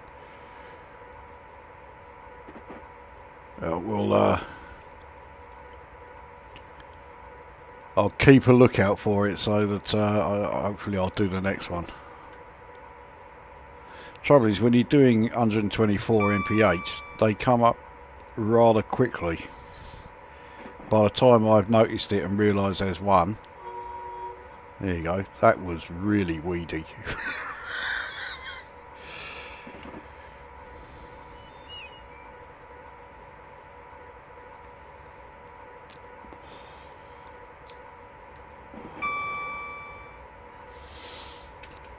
I mean, surely all of these signals are going to be green now, because the only train in front of me on this particular line is that HST, which is, by now, it's going to be fucking way ahead. That is, oh no, I say that's an EMU. For a minute I thought that might have been the HST. I was say, there's no way I could be catching up to it. So another 801 just goes past us. In the next stream, I will probably do a scenario in an 801. I'm not that good in those. I say that as if I've been brilliant in these two so far.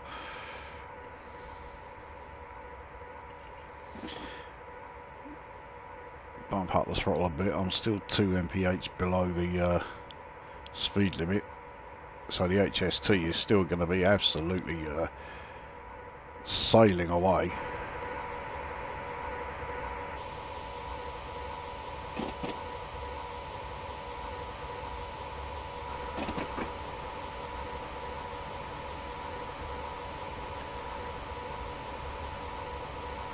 Missed another horn signal. Let's source out the throttle a bit. I was getting a bit close to the speed limit. I mean, like, visually here, I think the game looks fantastic. You know, like I was saying earlier, you compare this to Train Simulator World 4, it looks like shit. You know, it really does look basic.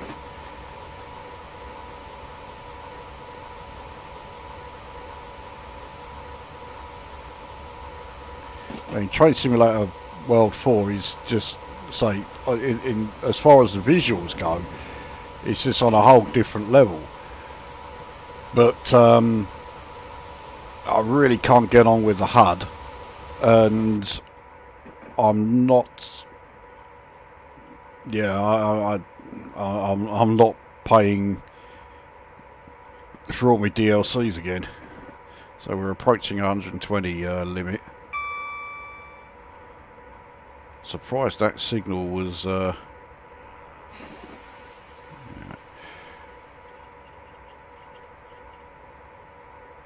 surprised I didn't get an AWS alert, because I needed to drop the speed.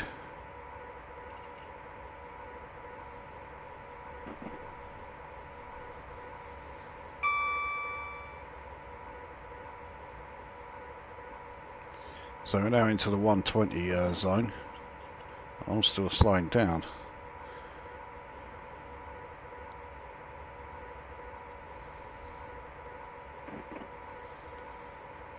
I have a feeling my score in this one is going to be dismal.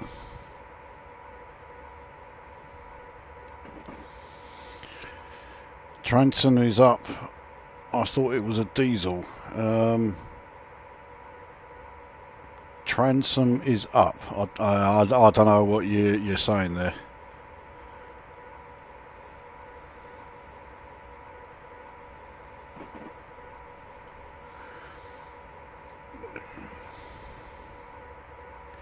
Pro Skills has lowered himself to join this one.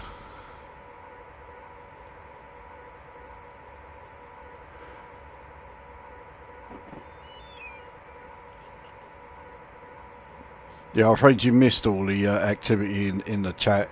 It was going 10 to the dozen a few minutes ago, and now it's just totally died off.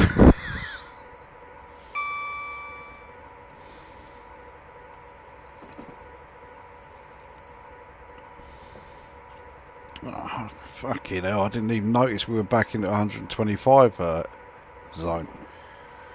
And I've gone back to using the mouse for braking again.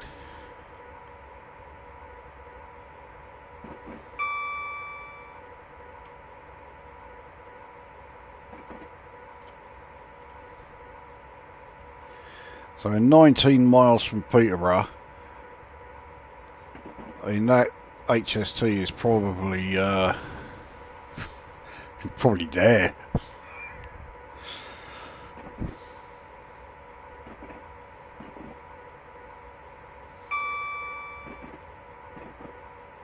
Yeah, I'm pretty sure we're going to have just greens all the way now.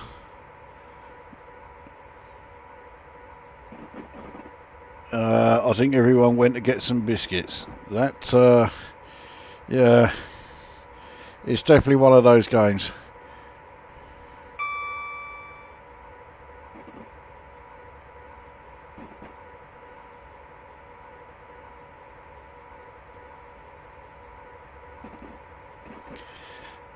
Darth Lukozer.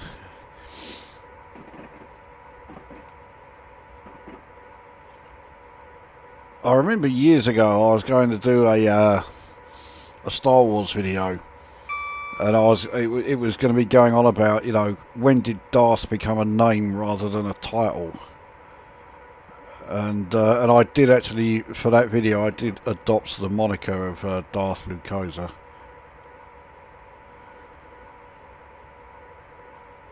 That was years back. Shock horror, like so many other videos that I get lined up, it never materialised. I mean, to give you some idea of how long ago that was, it was before The Last Jedi was released. Yeah. What a masterpiece of cinema that was, eh?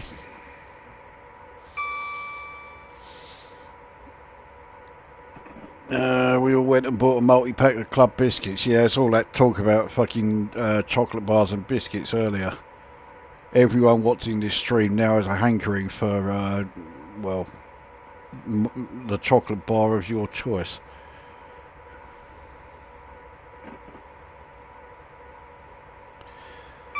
So, another of those pissant little emus getting past. I'm so old, I remember the old slam door trains. I think everyone here remembers those. Yeah, they were great. You know, pulling into Fenchurch Street Station. Yeah, don't wait for the train to stop, just open the door and jump out. I used to do that all the fucking time. Oh, bollocks. Oh, I only lost 1 point. Memories of the Real Jedi. I'm not making any promises, but I might do a final one of those this year.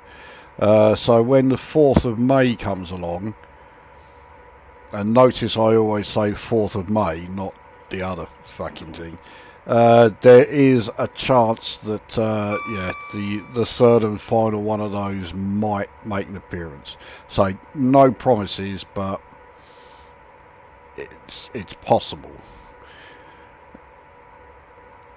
I do own a Swiss Army knife, so I am a legit Jedi. Yeah, that's what you need, isn't it? Swiss Army knives. I tell you, of all the ridiculous things I've read on the internet and shock horror, there has been an absolute fucking plethora of it. That must take the crown for the single most ridiculous thing I've ever read on the.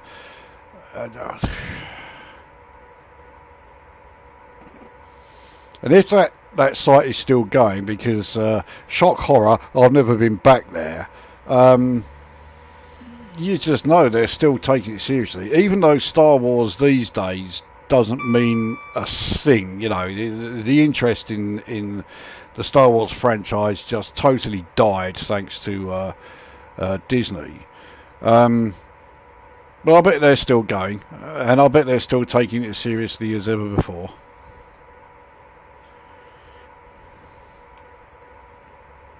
So we're less than 10 miles from Peterborough now.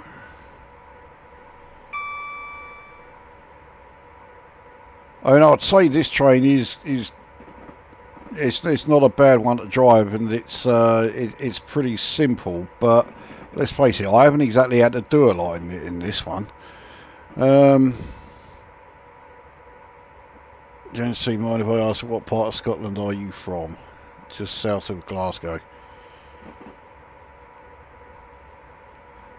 I don't know Western Scotland that well. I've been to Scotland at least half a dozen times. Every time I went there, I was always up in the East Coast area.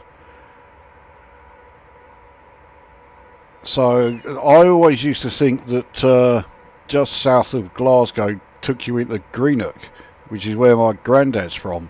But for some reason I was looking at... actually, it was after I bought one of these routes. And I was looking around Scotland and spotted that, yeah, Greenock's nowhere near just south of Glasgow. It's more... Oh, bollocks. I've got into a real... I wasn't paying any fucking attention whatsoever. I've now picked up a massive speeding...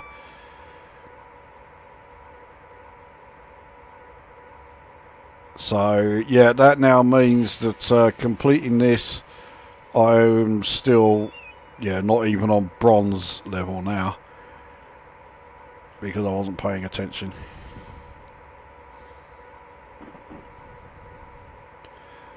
I'll try and take it up to 100, but no more, because you can see there's the 100 mph just coming up.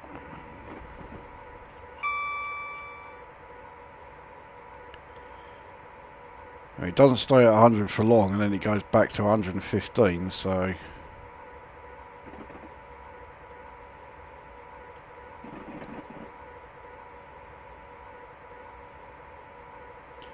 So here we are, so we're in the 100 zone.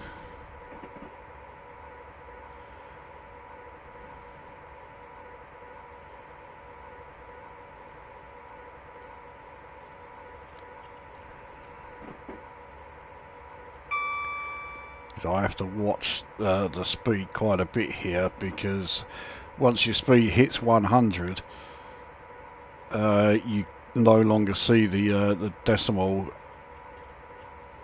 see just how close you are to actually speeding. Right, so we're into the 115 now, so we can throttle up again.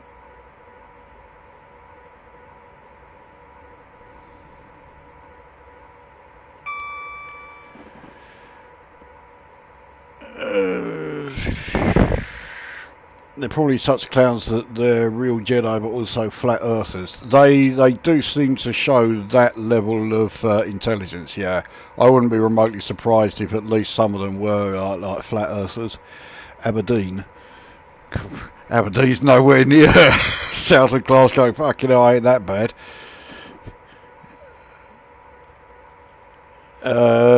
Greenock. Oh, Christ, we've got double yellows. That would suggest that HST has started slowing down.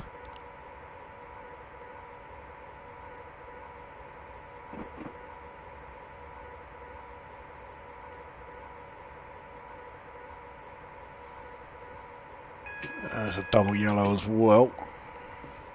So even though we're approaching a 105 zone, I'm certainly not going to be going anywhere near as much as 105. In fact, yeah, we're only 2 miles or 2.1 miles outside Peterborough, so what's the next signal? I can't see it.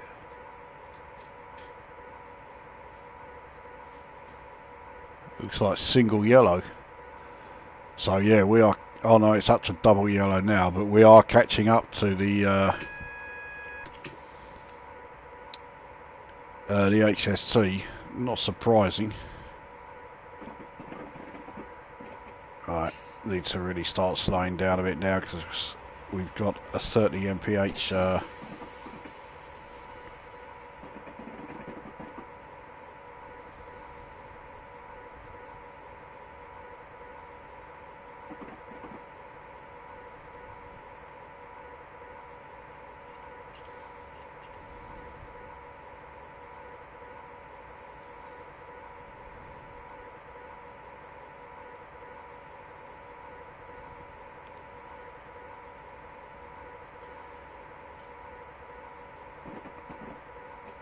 I've got another signal coming before that 30 mph zone. I can't see it yet.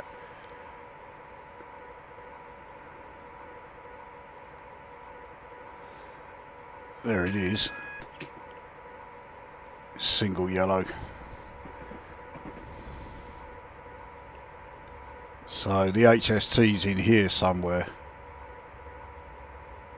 Hasn't quite made it into Peterborough yet.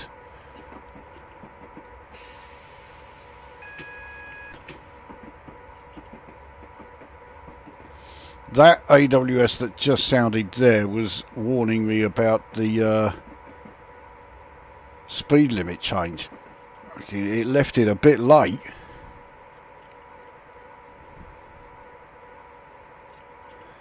I mean, technically I could still pick up speed here a bit, but I don't really want to chance it. Alright, there we go. We're alright now. No, we're not. Oh, that was close. But we seem to be on a very slight gradient downhill. So we are picking up speed. Actually, no, we're not now. We're okay now.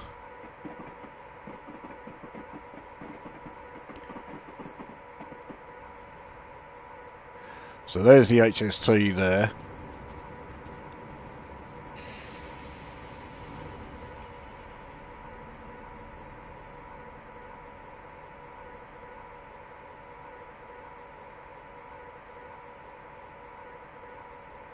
But there's no way I'm going to be able to get all of the carriages on this platform.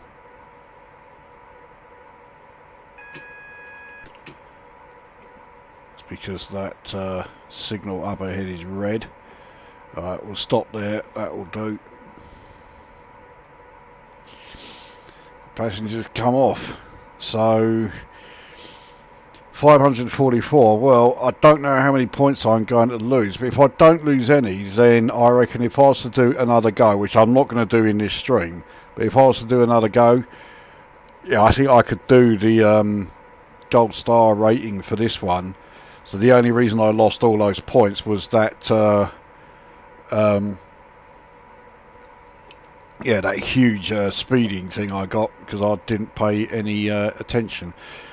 Now it's fantastic. Let's hope the enthusiast thought so too. The tours will be continuing north and your shift end here. Go and have a rest. I wish I could, but I have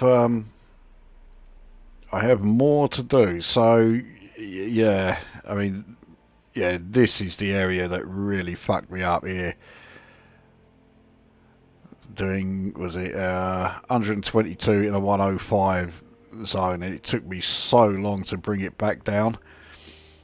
But if it wasn't for that, even with the emergency brake setting, that would definitely have been a gold level. So only 544, so I completed the scenario, but yeah, none of the stars.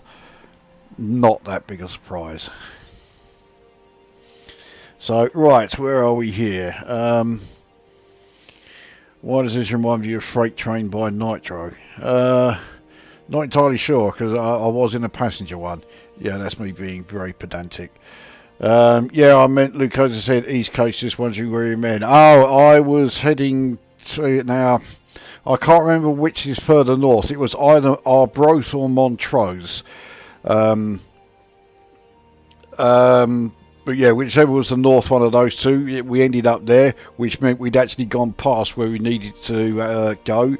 We were going to see it was a really tiny little village called Usen, which is sort of somewhere between Arbroath and Montrose. That's where we're heading. The last time I was in Scotland, I ended up in Inverness, which I thought was a fantastic place. I really want to go back there. But, East Kilbride. Right. I don't need a holiday as I'm from Maidstone. Oh dear. I can think of a few people who would be quite happy to have a holiday from Maidstone. Not to Southend though. I was born in East Kilbride at Jim Place. Then you go on a holiday to Tunbridge Wells. Yeah. God dear, that's a bit. I used to work there, and realise Tunbridge Wells isn't much better. No, I don't doubt it.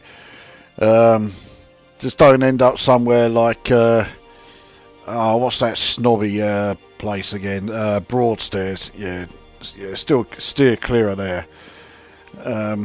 Maidstone has a lovely Primark. There you go. That's the highlight of touring in Maidstone. My ex was from the charming Chatham. Oh, the first run I did started in Chatham, so yeah, you missed that delightful reminder. Anyway, so that was the Class 89.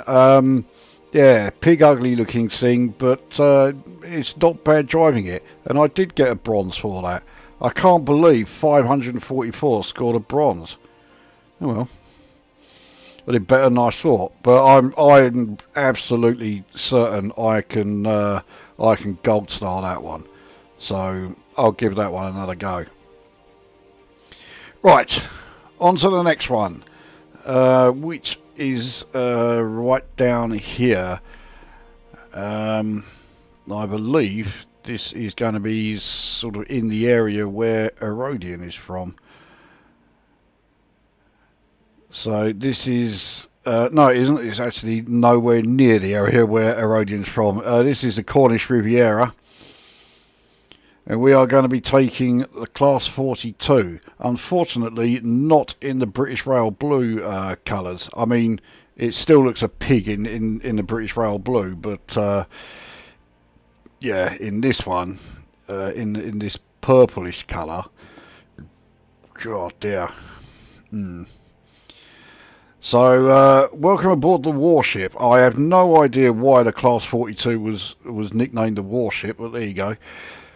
On this voyage, beginning at Kingsware, you will be in charge of the Class 42 Warship on a passenger service bound for Exeter, stopping at all stations on the way.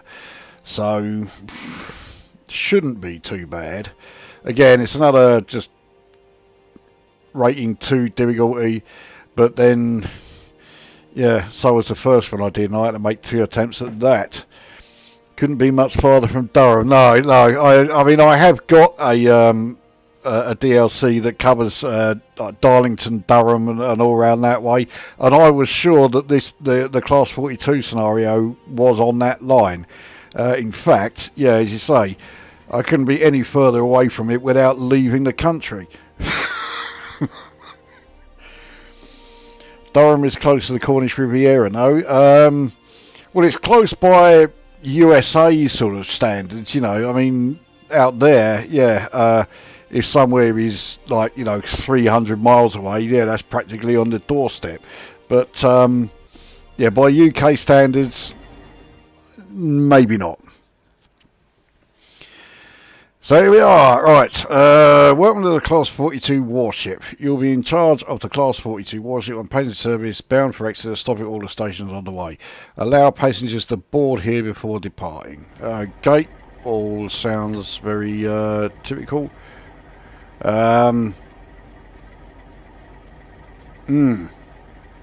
This one looks like it's going to be a bit of a tricky one. Anyway, so here we are.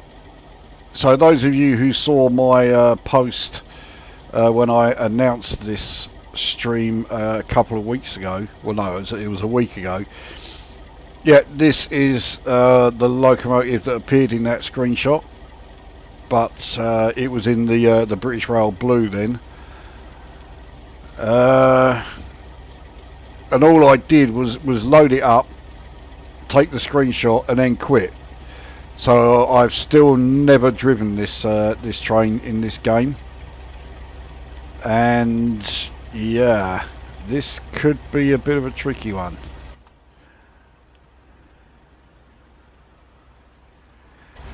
I mean, it's quite a scenic route, there's no doubt about that. I think that's a class 32 there. That's another loco that I have in a DLC, but I've not yet tried it. Now the really awkward thing about this is all the signals, yeah, are these lever ones, and I have a lot of trouble spotting them. So this has all the potential to be a total fucking disaster. Jesus, that locomotive looks like the truck from Duel or Runaway Train. I love that movie. Oh, what, that film with John Voight? I mean, if there was ever an award given for overacting, John Voight in Runaway Train absolutely deserves it. Jesus Christ. Yeah, I can't get on with that film at all.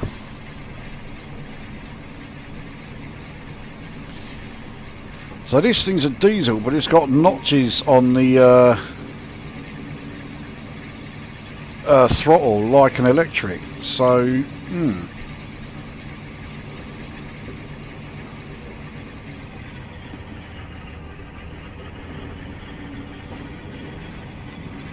Now I can't tell from those signals there if this is a red or not. I guess we're about to find out. No, it ain't. All right.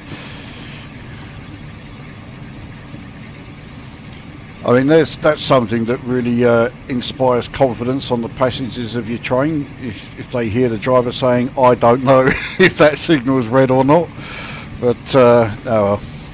If you're mad enough to get on a train that has me driving it, then you get what you deserve. So we're about to enter the 45 mph zone.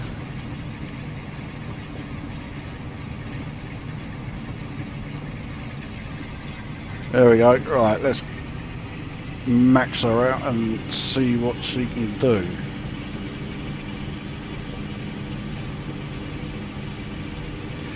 Unsurprisingly, this thing is a lot noisier than the two previous ones because this is a diesel, whereas those two were electric. This is the only diesel on this stream that I'll be driving.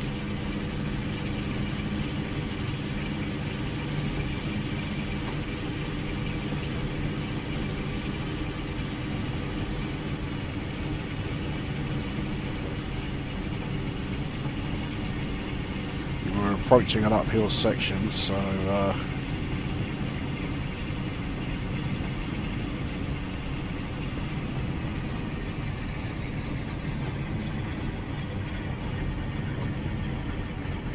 we're going to be slightly late for the first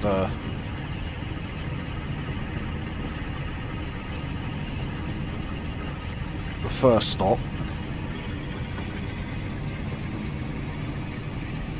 At the moment we're only 20 seconds late, or ETA is 20 seconds late. In fact, we're making up for that all the time. We're now only going to be 16 seconds late. This isn't Japan, so they might be used to that. Now, it did look like the brakes on this thing are a bit tricky. So I guess we'll find out exactly how tricky when we try stopping for the first station. I've got to put this thing in full throttle just to keep the I mean, look at the acceleration rate, it's barely even registering. I mean, okay, we are on quite a steep hill here, 1 in 66, for a railway locomotive that is asking a lot. But I mean, full throttle here, and we just, yeah, the acceleration rate is pretty much non-existent.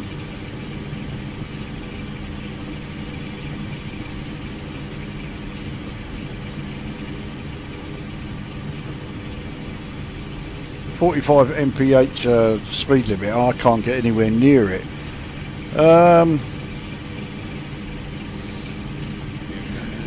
Duel Dennis Weaver versus Unseen Homicide Lorry Driver. I think Duel is one of the best films I've ever seen.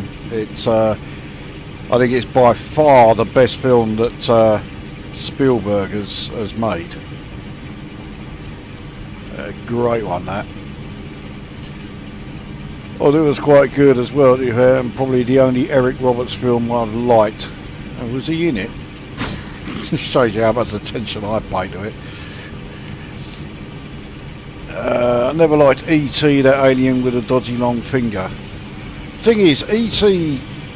ruined a number of like sci-fi horror films that came out at the same time. Obviously, The Thing.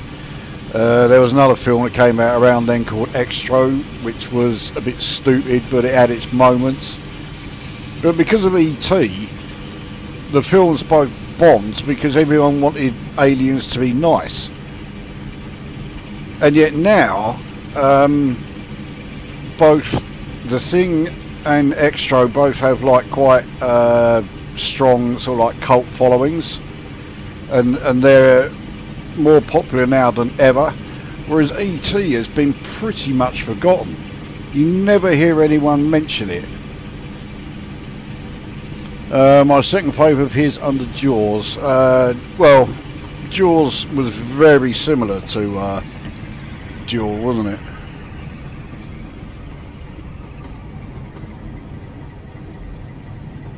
Jesus Christ.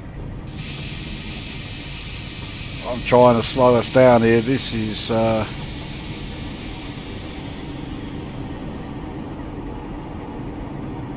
okay. I think I'm overdoing the braking here a bit.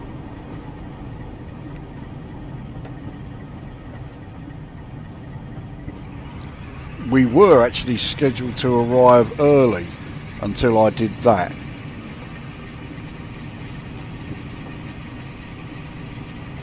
So, okay, we are going to be a bit late, but hopefully we will actually still be able to stop.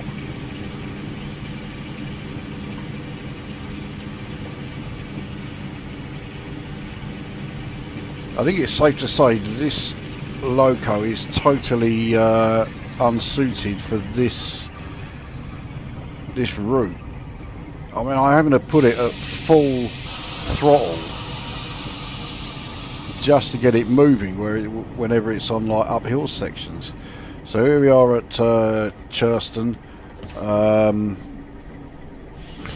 Right, well, a load of the carriages on at the platform, but nevertheless it still counts, so I'm going to take it.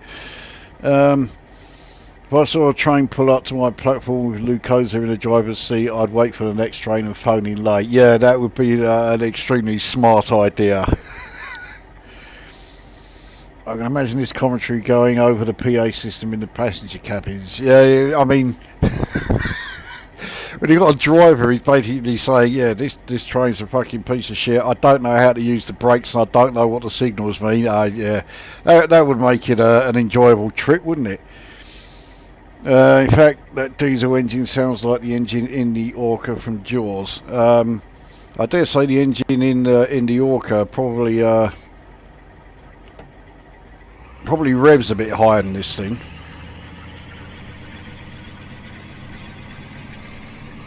Mind you, he does rather over rev it, doesn't he? Of course, it fucks the thing up.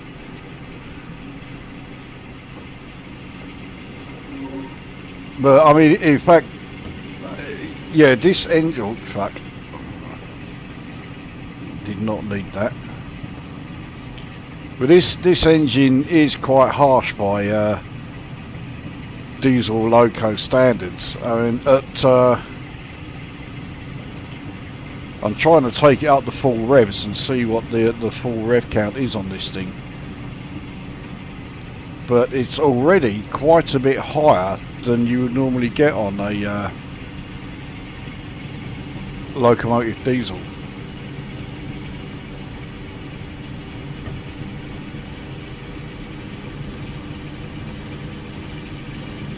So its full rev is 1150. Oh, it's going over that. Alright, so 1155 say. Now bearing in mind that the Class 37 at full revs is doing 850. The Deltic at full revs is doing, I think it's about 1100, maybe 1200, but that thing is infinitely more powerful than this damn thing. Alright, brakes aren't slowing me down.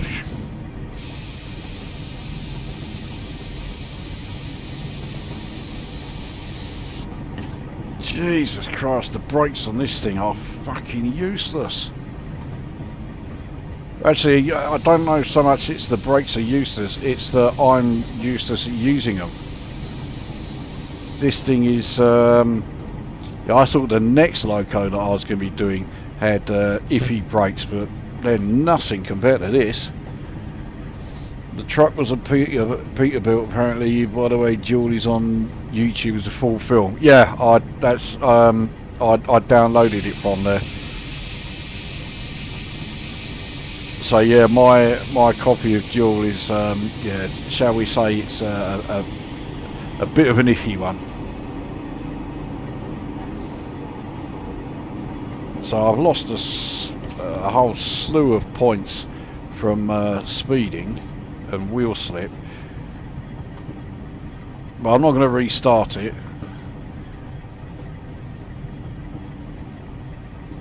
I dare say there's a great deal of you are thinking that's the best thing I've heard since this stream started.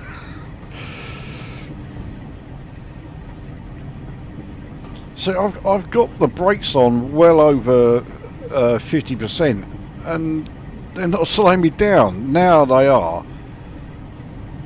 Only just. I mean, okay, I am on a downward gradient now, but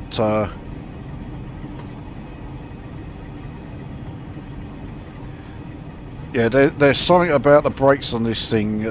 They're clearly not as straightforward as the regular ones. So this train is going to, or this loco I should say, is going to take quite a bit of getting used to. The ridiculous thing is, my ETA is that I'm going to be early.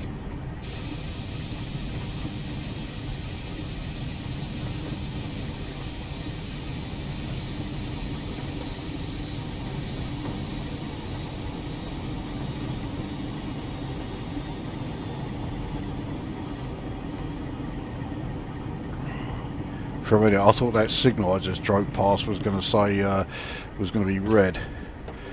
Let's get a few more carriages on the actual platform here.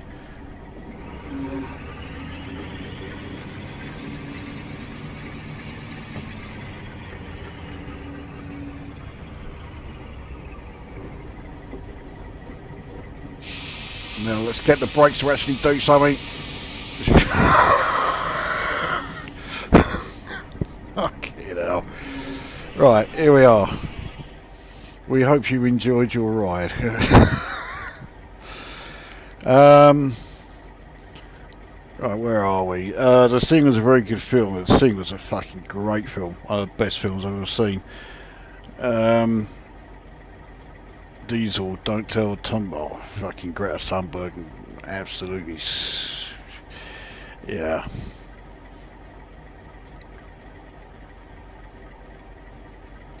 Fuck me, I had a BMX with better brakes. Yeah, yeah, the brakes on this thing are terrible. Speaking of bicycles, around here I've spotted somebody riding a bike that I had not seen for oh, a long old time. How many of you remember it was a truly awful looking thing? The Rally Vector, which it came out in the 80s, and it was supposed to be like a futuristic bicycle, and yet it is the most 80s looking thing I've ever seen. And there's someone round here who's been riding one, and I sort of think, why the fuck would you want to be seen in public riding one of those?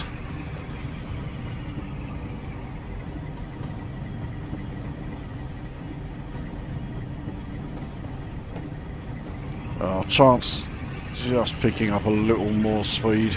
Actually no, I won't, because we're already ETA early, so not exactly a long old trek from the previous station to Paynton. Right, seeing as I don't trust these brakes at all, I'm going to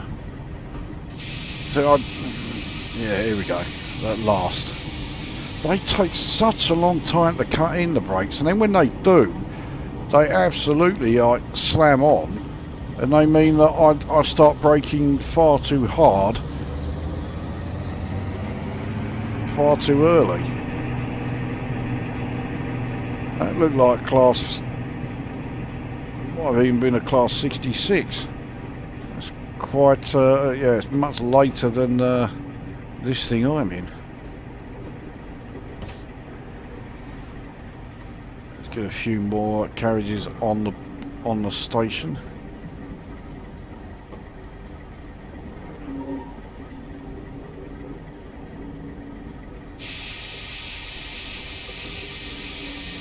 So I have to get the brakes onto full service before they actually cut in. There we go, so we are now unloading. I remember the Rally Vector, like the Wildcat, is a pathetic pile of shit. Was sponsored by the Beano comic, believe it or not. I didn't remember that. Was he pretending to be Street Hawk on the bike or something? Well, most kids that had Vectors, yeah, I think they were all like pretending to be Street Hawk, weren't they? Rally Vector with all that plastic to look like a scrambler. Yeah, that's it, yeah. And it had that thing on the, not the crossbar, on like the bar between, you know, the saddle and the crossbar, which had like, I think it was meant to look like a sort of control panel or something. Fuck knows what it did, if it did anything at all, but yeah.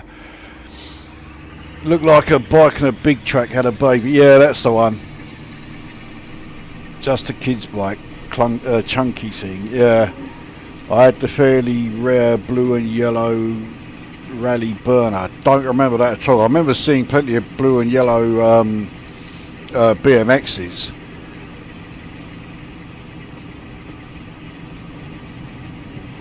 Yeah, I never had a BMX back in the day. You know, I was deprived. The bike I really wanted was, you know, the most 70s of, well, we're talking about the Vector being the most 80s looking thing. I wanted the most 70s looking thing of all. Yeah, I wanted the Rally Chopper. Never got one. Still suffering for it to this day. Well, it's probably just as well, because nowadays I can't ride a bike because I have no sense of balance. I know it sounds ridiculous, but yeah, it is true.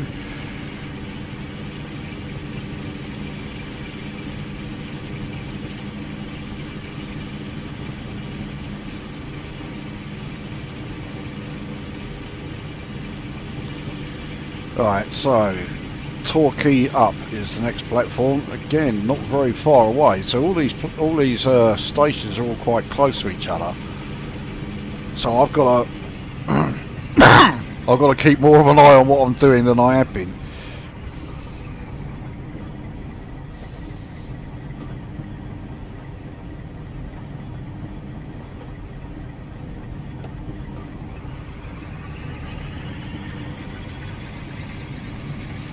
I mean, I'll say one thing, driving this train is quite the challenge, but I quite like it.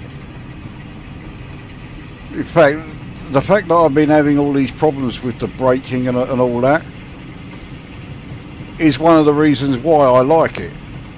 It's not one of these like simple, straightforward. I mean, like the last one, the Class 89. Okay, I fucked up in that scenario by speeding, but that was only because I wasn't paying attention. If it wasn't for that, the Class 89 is a fucking doddle. This, I've got to keep my eyes on what I'm doing a lot more, and I do much prefer it for that reason. So yeah, it's got dodgy brakes and all that, but this is a great one to drive. I'm a bit of a fan, despite it being a pig ugly looking thing. It's not as, but it's not as hideous as the Class 89, but then few things on earth are. I'll slow down here. Come on, brakes kick in. No, they kicked in too late. Well, either that or well, yeah, it's not the brakes kicking in too late, it's me applying them too late. So the throttle is at 0.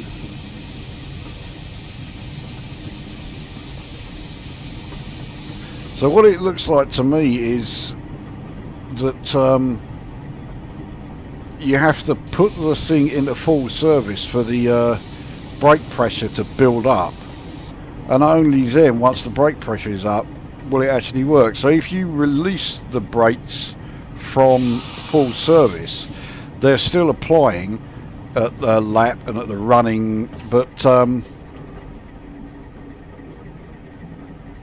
not as much as they would be if they were at the full service setting. So I'd like to think I'm starting to get the grips with it, but I'm not entirely certain.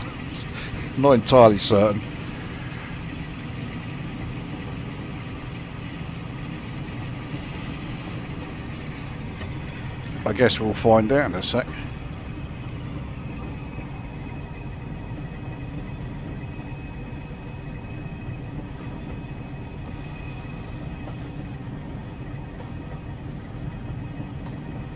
Right, let's get them started. Then we'll drop it down to just lapped. In fact, we'll drop them down to running. Oh fucking hell, yeah! I've got them far too early again. So I seem to go from one extreme to the other. So we are a little bit late. I do mean a little. We are like a few seconds late, but that's okay.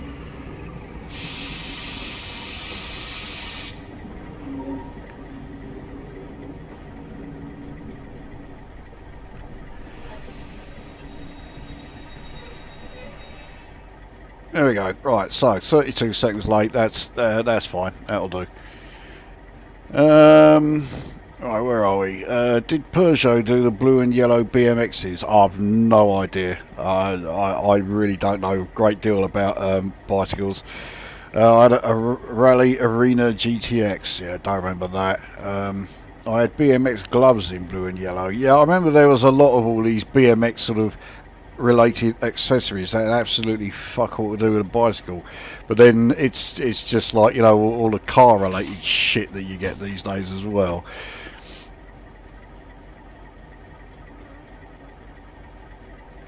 Come on, I've released the brakes. Here we are. Oh, it's a bit slow to get off from a standing start. I was poor. Well, BMX gloves would make up for the fact that you haven't got an actual BMX bike. That was often what got said, wasn't it?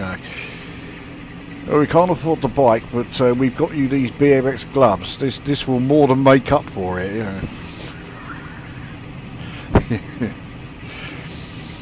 My mate had a chopper who misses. It was a shit bike to ride, but it was certainly stylish with its 3-speed gear stick. So someone I went to school with, who lives just down the road from me here, He had a rally chopper, and he let me have a ride on it a few times. Yeah, he let me have a ride on his chopper a few times. We were, and oh, it's fucking great. I'm just, it's innuendo city, that fucking sentence. I should never have started it, should I? Oh, it was great when my mate let me ride on his chopper. Fuck you know. I remember a lot of kids putting cow horns on their racing bikes. I seem to vaguely remember that. I don't know what the fuck started it. And I'm not at all sorry that it doesn't carry on to this day. But yeah, that does ring a bell. I'm sure I've seen that.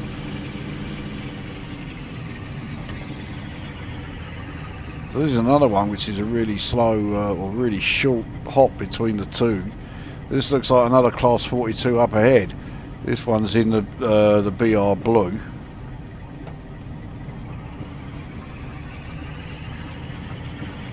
The old Greta Thunberg certainly won't like the amount of smoke coming out of that, but yeah, that was a 42.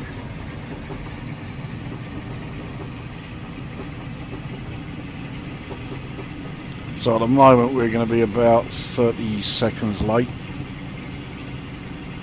I'll try and make up for that by stopping a little bit early. So we're going up a fairly steep gradient here, which doesn't help acceleration.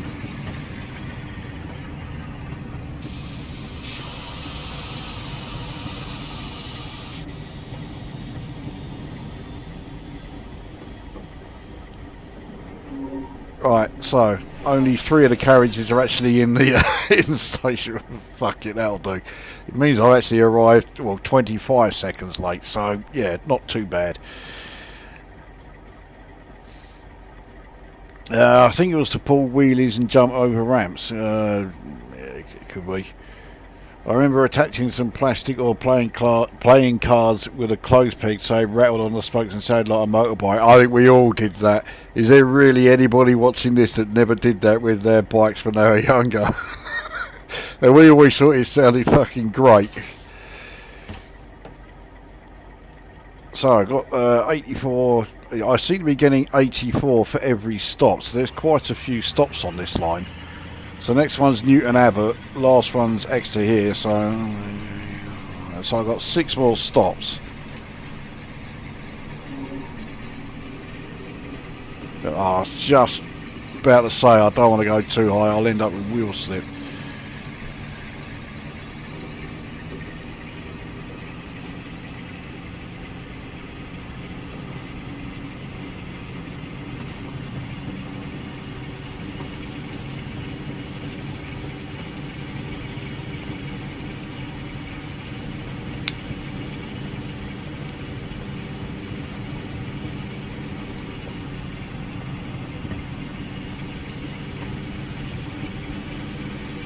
I mean, I've done alright as far as the signals go so far, which is just as well considering I can't see them very well.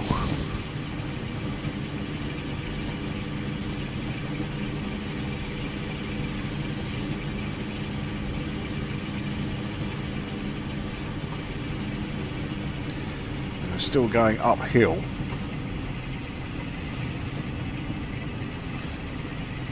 You know, I just realised, so we're still 4 3/4 miles from the next platform, or the next station. By this route standards, that's a long old way.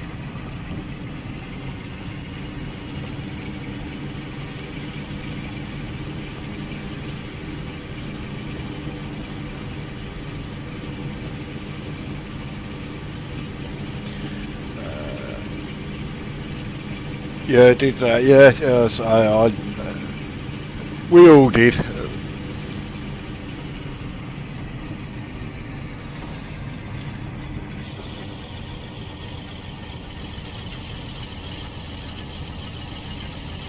Yeah, it's never going to win any beauty contest, this train. I mean, at least the scenery of the route makes up for it.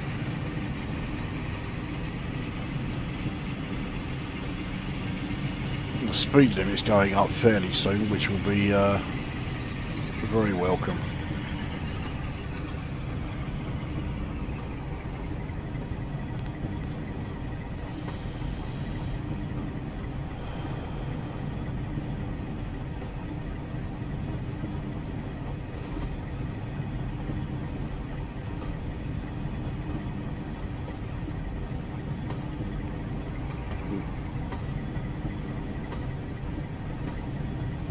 Oh, I'm going to slow down again. Actually, I might get away with this.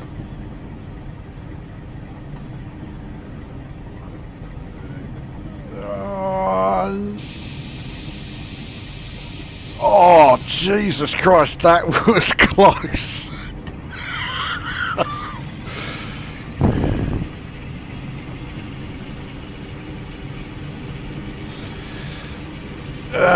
Are you tempted to resume the retro reviews? No, I've got some suggestions, none too shy. Well, fire away with them, but yeah, I'm not tempted to do them.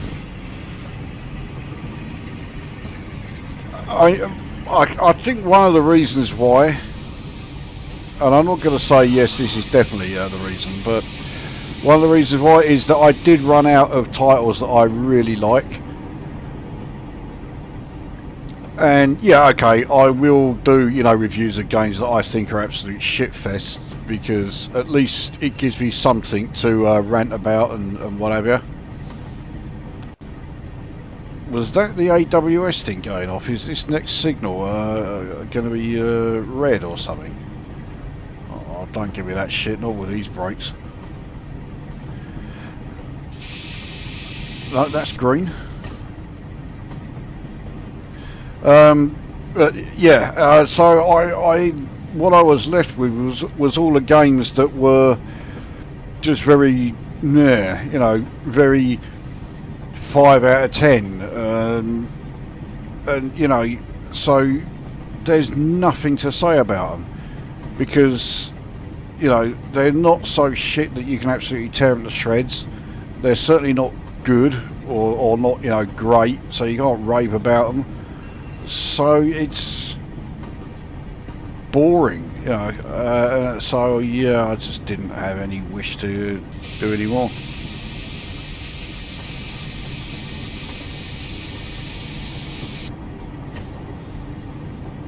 So these signals are green, so I don't know what that bell that's going off is for.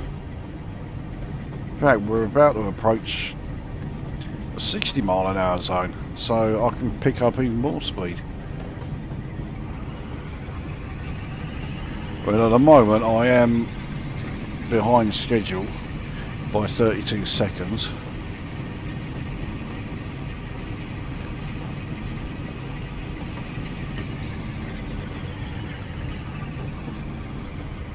But we are catching up to it.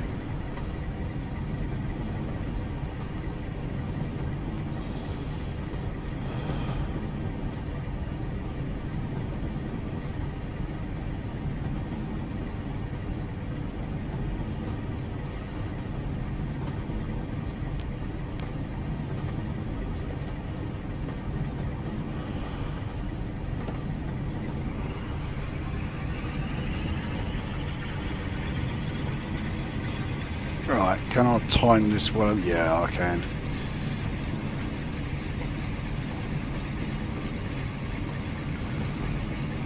So, right, this one is green. Good job.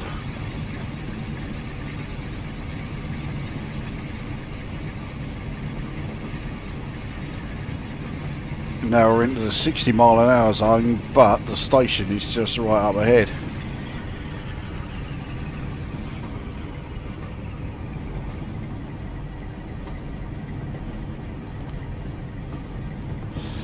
Now, when do I begin braking here?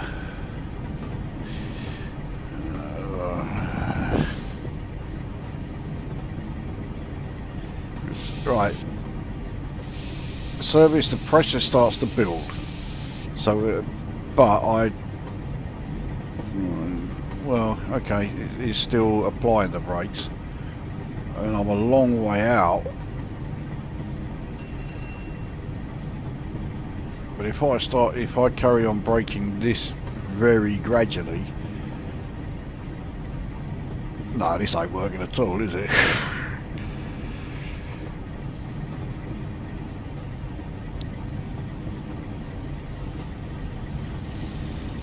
I couldn't see what any of those fucking signals were. That just looked like a sort of metal Christmas tree, that fucking thing.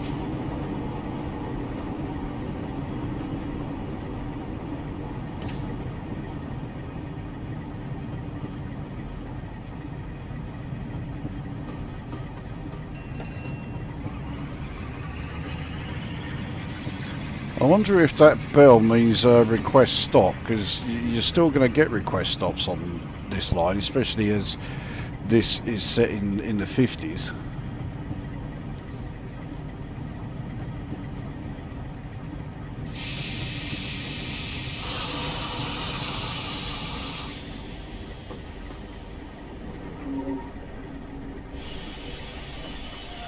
Last carriage is just about on. Right. So, we're only 13 seconds late there. That ain't too shabby. Right, where are we? Hercules sailed down, that was a poor man's barbarian. I never heard of it. I remember you got worn down by reviewing too many dull Amiga games. Yeah, I mean, it doesn't help that, and I've said it 1,000,001 times, I don't have the nostalgia for the Amiga that I have for the 64. So, you know, finding decent Amiga games to review is... yeah, it just doesn't happen.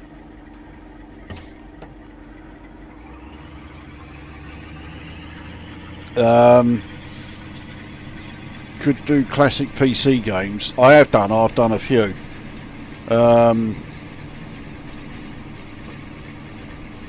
Yeah, there's a PC games playlist. There's about 50 something in there, and yeah, there's some stuff in there which nowadays would be considered retro. In fact, they'd probably be considered retro when I did them.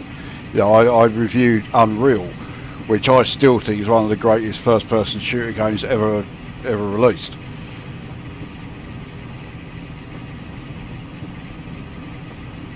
I actually can't remember a great deal of the games that I did review in that playlist. But yeah, that was one. I reviewed Pod, which is a great racing game, on Incoming and Incoming Forces. For some reason, those two videos were really popular.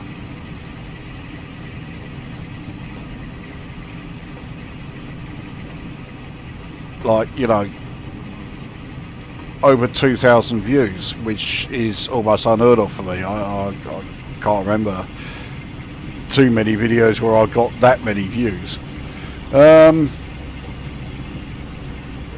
Yeah, retro is good, but when you actually reload some of the classics, they just look so shite.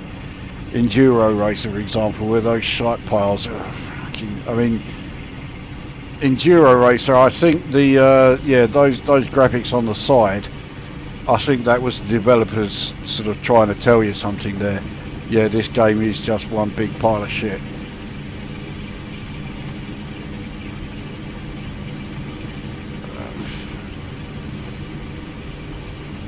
Didn't this sim in its previous incarnation penalise you for excessive G-force? Yes, it did. Passenger, I think it was like passenger ride quality or something, or passenger ride comfort level or something. In some scenarios it still does. Thankfully, not very many of them. One that it does is the was it the Paddington Express or the Paddington International?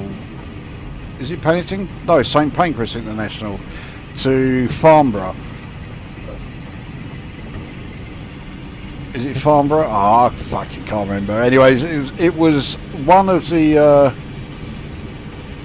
scenarios that I got with the game when I first bought it.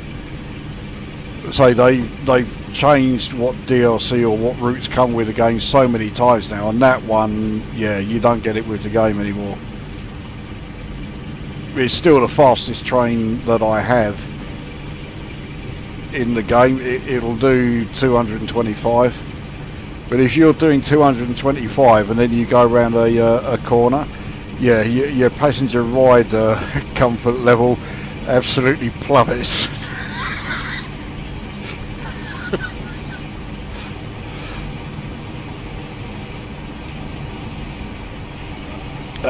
If I want a really good laugh, I'd just bring up your R-Type reviews. Oh, fucking hell. 50% of your views on that are probably me. Yeah, I have no idea how many views R-Type has got. I mean, considering that I can't stand the game, and I reviewed R-Type and R-Type 2 for the Amiga, and I think I did R-Type on the 64. So, I mean, I covered the series 3 times. Fuck knows why.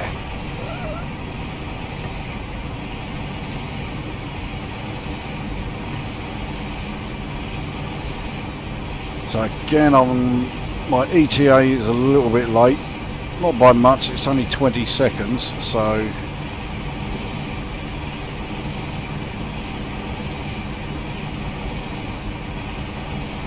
but I'm on a level that's completely flat, and look at the acceleration rate, it's just crawling along. So I have a feeling trying to get to 75, we've pretty much topped this thing out.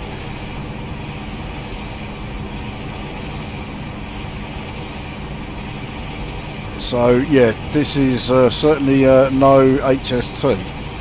Now I've got to start slowing down a bit lively here.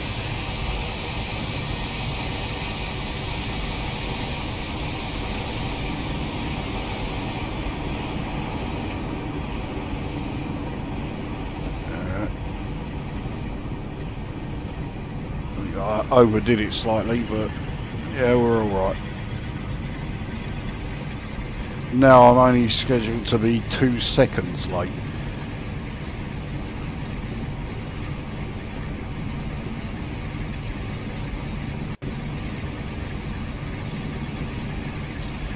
Teignmouth is quite a small station, so I'll be amazed if I'm able to get all of the train on the platform. Again, I'm going to have to start braking from way out, because yeah, brakes are not fantastic, and I'm doing, by this loco standards, I'm doing quite some speed.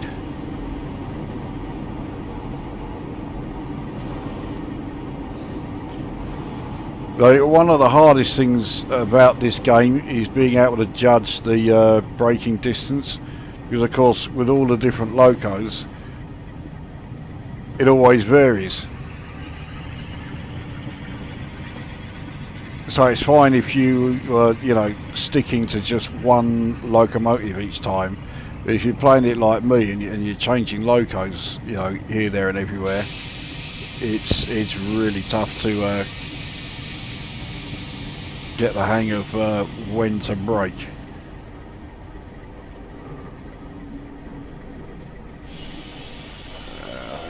Really not very many carriages on the platform, but yeah, that's as good as I'm going to get it.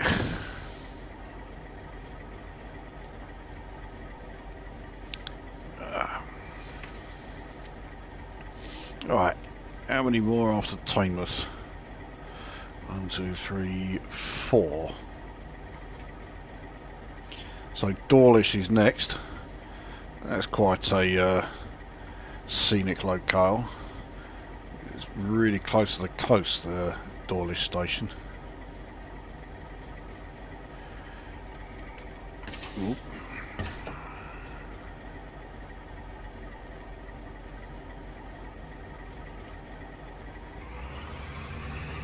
It took a long old while for the engine to cut in there. I don't entirely know why, but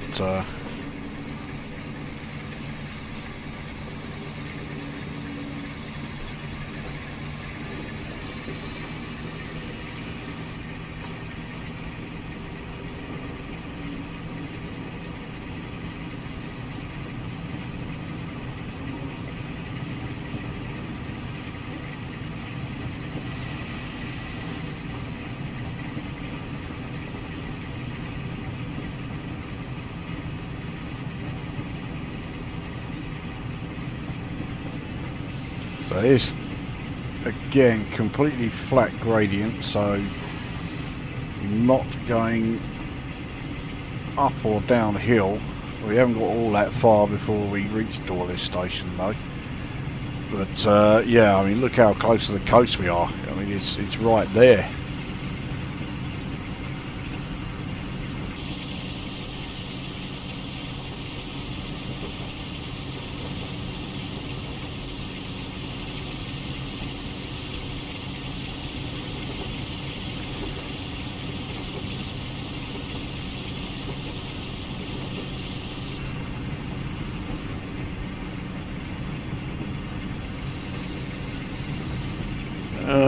I tend to try and be 10 mpg when I first encounter the platform, and then coast until near the end when it's only a few meters for come to a halt. I assume you mean mph. Oh right, there you go, yeah, mph. 10 mph when you first encounter the platform, that's a bit slow. Always meant to go on a Dawlish route when I lived down south, just never got around to it. Yeah, you weren't you around sort of like Salisbury way for a while? I mean, that's going back to the Elite Bastard days, but yeah, I didn't know that you had actually left there. I thought you were still there, but so we're now at a 60 mph area, which makes no difference to us because it's taken us this long just to reach 50 mph.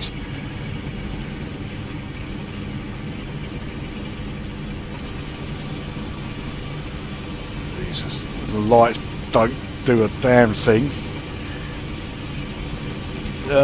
This is the part of the track that's always getting washed away by the sea. Yeah, that's the one.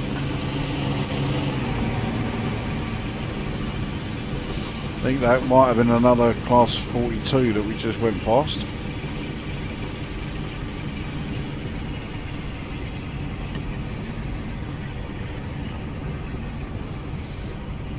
So we've got the next station well in view. We're going to have to start braking a bit here.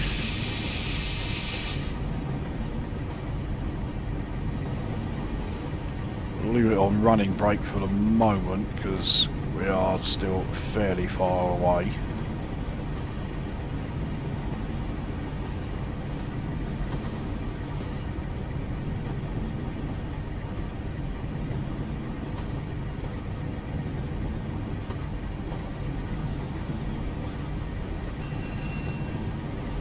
The trouble is the bar to show like brake pressure never actually appears. I don't know why. I don't know if that's a glitch or if it's to do with how the brakes on this thing work, but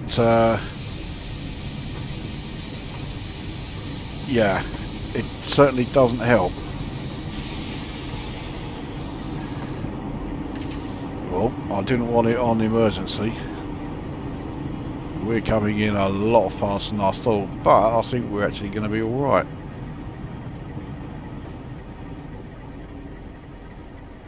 Yeah. So, okay. The brakes are a bit lousy when you first apply them, but they're not all bad.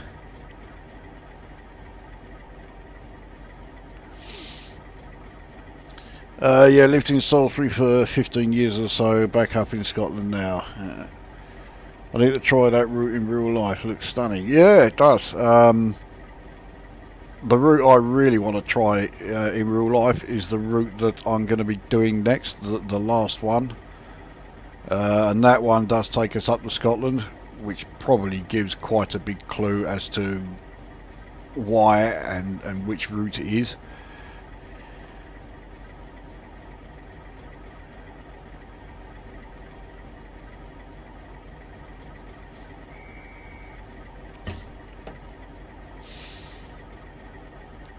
So points wise, we're up to 678. I ain't doing too bad here.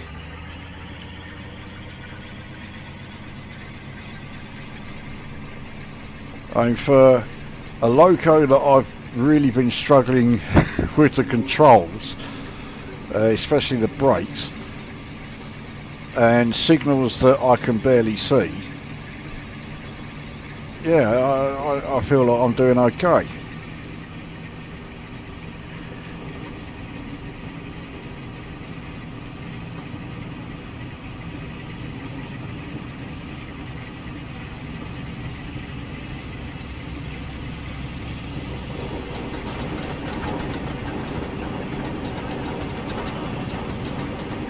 Not sure what class loco that was that went past.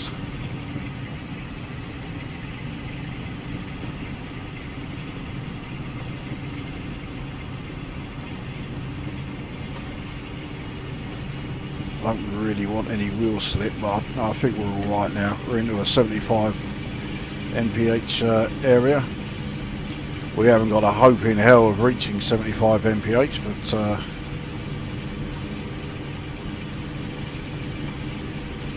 give it a go.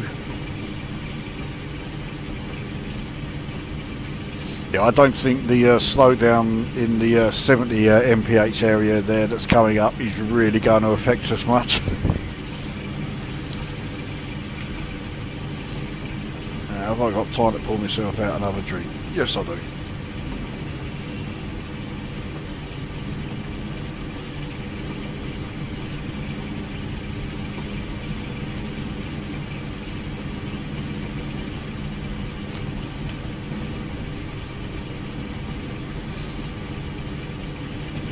Well, I reckon by the time we leave the 70 mph area and hit the 75 that's coming up, we might have actually got up to 70 mph ourselves.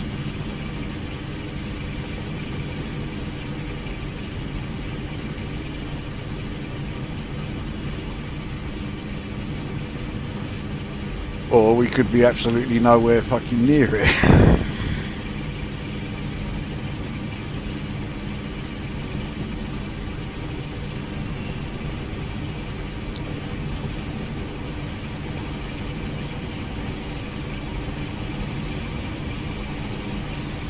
So just over 2 miles to Starcross.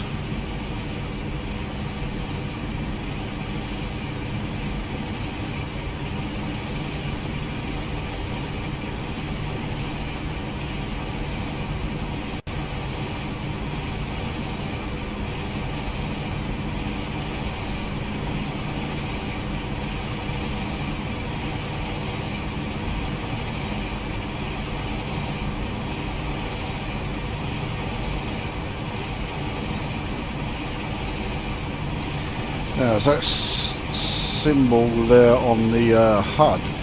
Is that showing a whistle? I'll have a look for it on the as we're going past, because I've not yet heard it on here.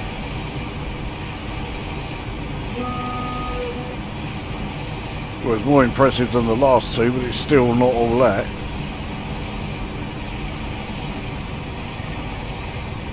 Right. Doing almost 70 mph and we got a station, okay, half a mile away. With this train and its brakes, yeah, might be an idea to start braking now. We are scheduled to arrive early, only just by 5 seconds, but still.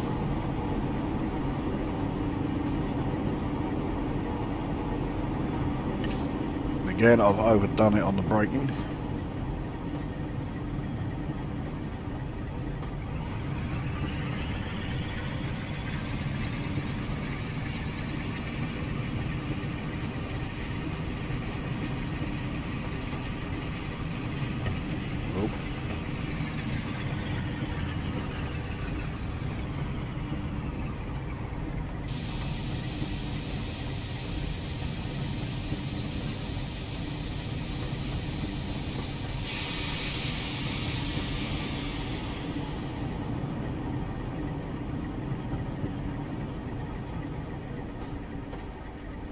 There we go. So again, it's only the first 4 carriages, but it'll do. Normally, I would actually be trying to get all of the carriages on the platform, but yeah.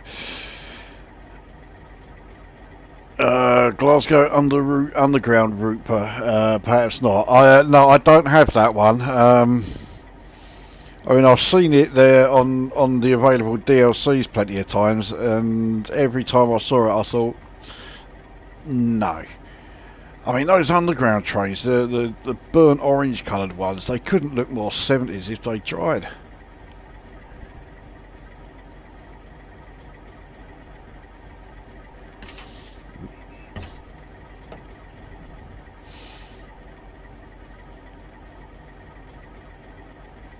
So we're up to 762 points here.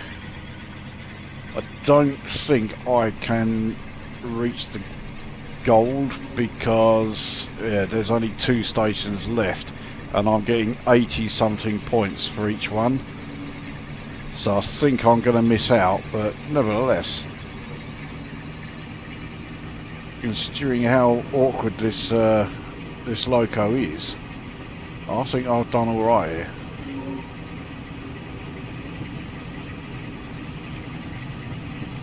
Okay, no, that is alright. For a minute I thought that was a red.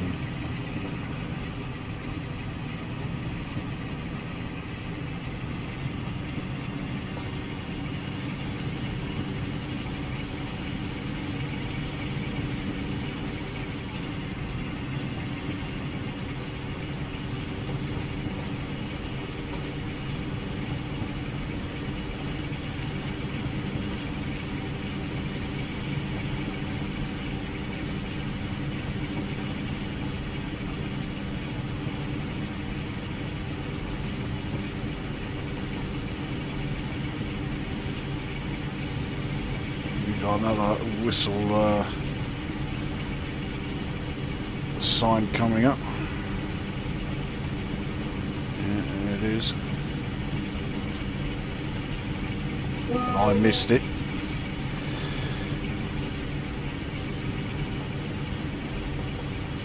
There must be a way of getting the second tone from the loco horn with the keyboard controls. I've no idea what it is, but I'm sure it is doable.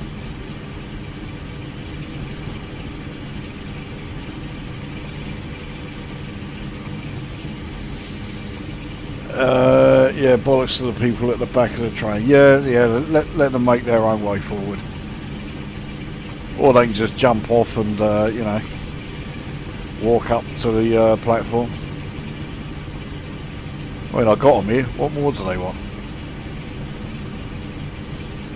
So, oh right, we've got a little way to go then to get to Exeter St Thomas. 6.3 miles.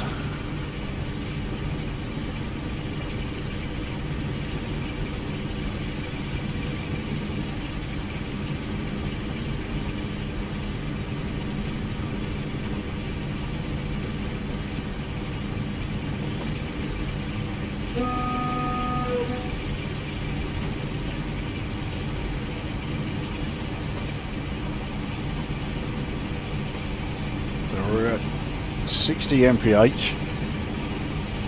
so we really are getting close to maxing this thing.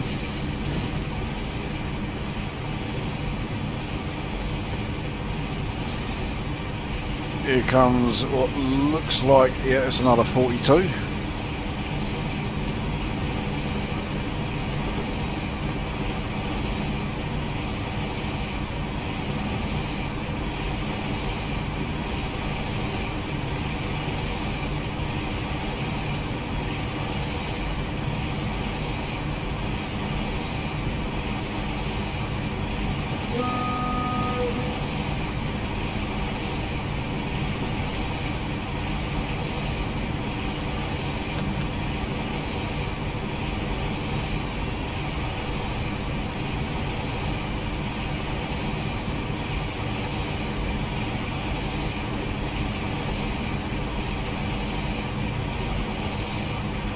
You reach 70 mph. I don't think this thing can do a hell of a lot more.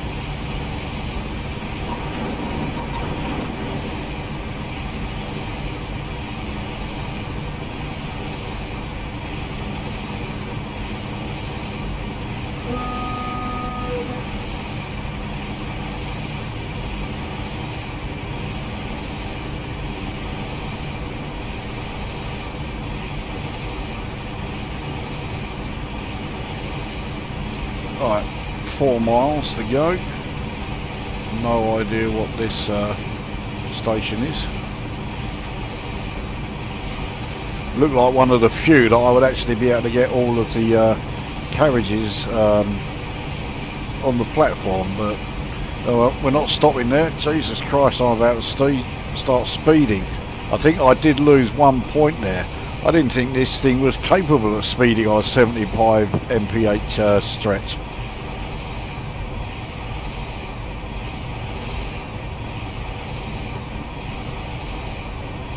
Press space for high horn and N for low. Okay, I'll try that when we get the next. There's one coming up.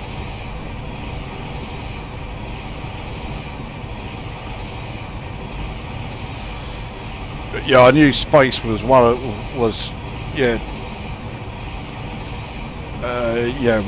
the horn there, but I didn't realise that N was the other one.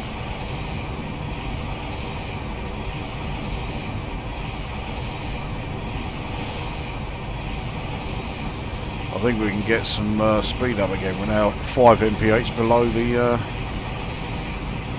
limit.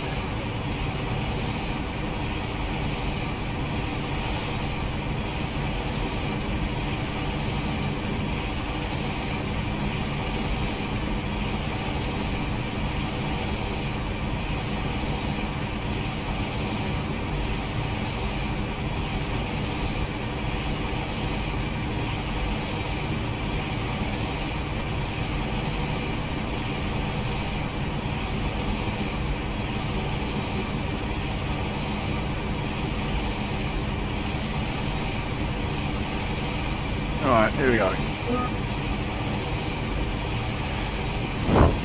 So much for that.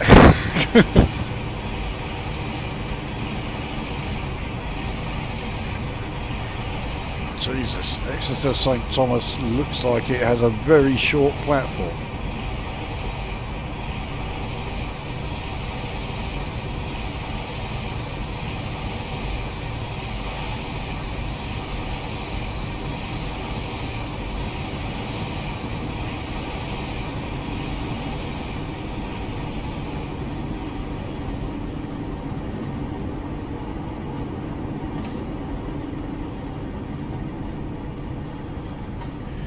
We're currently scheduled to arrive over a minute early, so we're okay with slowing down a bit here.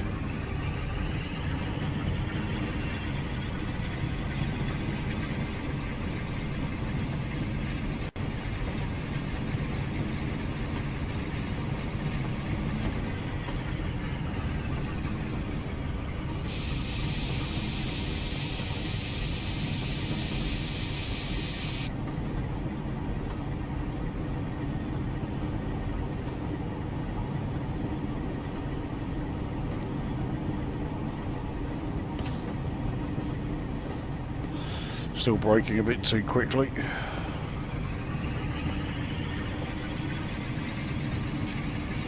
So yeah, what Jim was saying earlier about wanting to be doing 10 mph as he approaches the platform, I tend to try and be a little bit faster than that. I'm usually aiming for about 25 when I approach the platform, and then put the brakes on fairly hard. Mind you, this thing, I've got to put the brakes on hard because otherwise they don't seem to do anything to start off with. And this platform is so short that oh no, this is fine. So the front 2 carriages are the only ones that made it. But I mean, there's not a hell of a lot of space in front of me, so I reckon 3 carriages at the very most would have been able to get off at this station.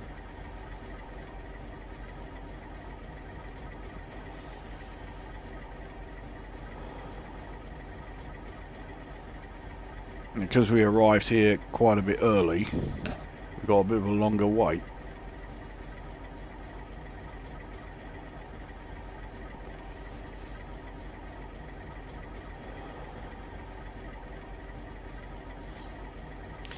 And the final stop Well, you already saw it on the HUD a couple of minutes ago, so it really is not very far away at all.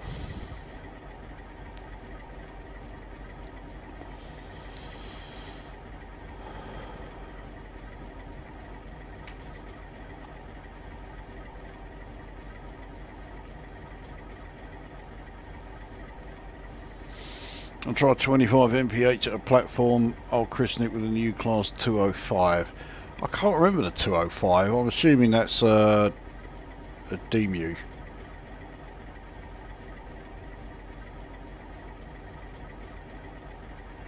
Which would explain why I don't know it, because yeah, we only ever had emus on this route.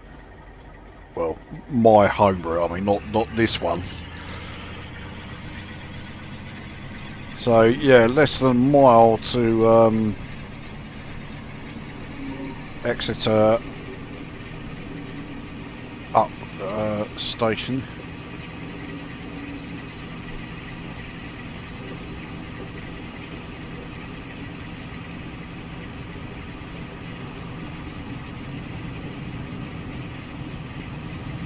Not really going to get the chance to get this thing up to full speed. We'll see how fast we can get it.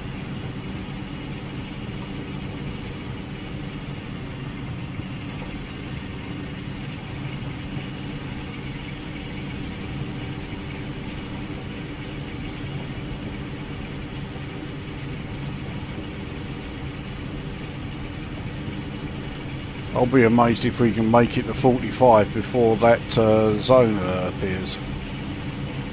Oh, we might be doing it.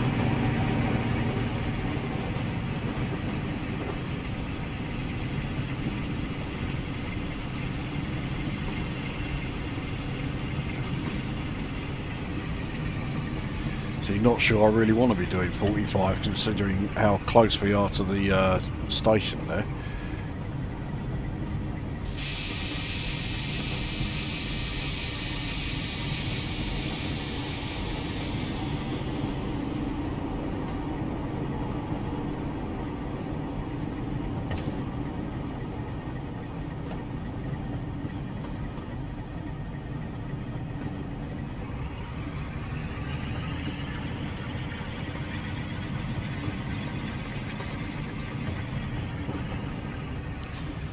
So here we are.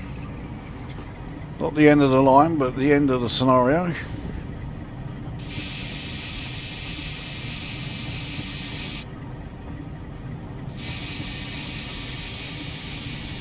Let's actually let some of the other carriages reach the platform. Oh, fuck it. Well, most of them did.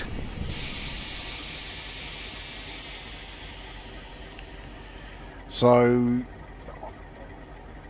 well, I think I might actually reach the a gold score for this one.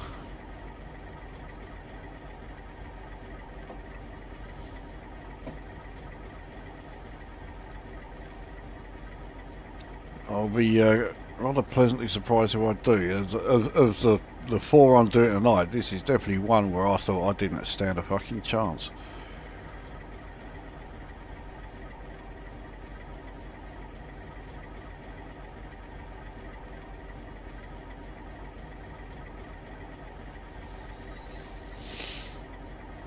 That was a great route. Yeah, it is. Yeah, this is definitely one that's worth getting.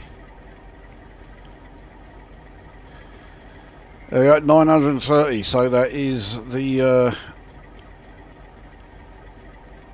gold level.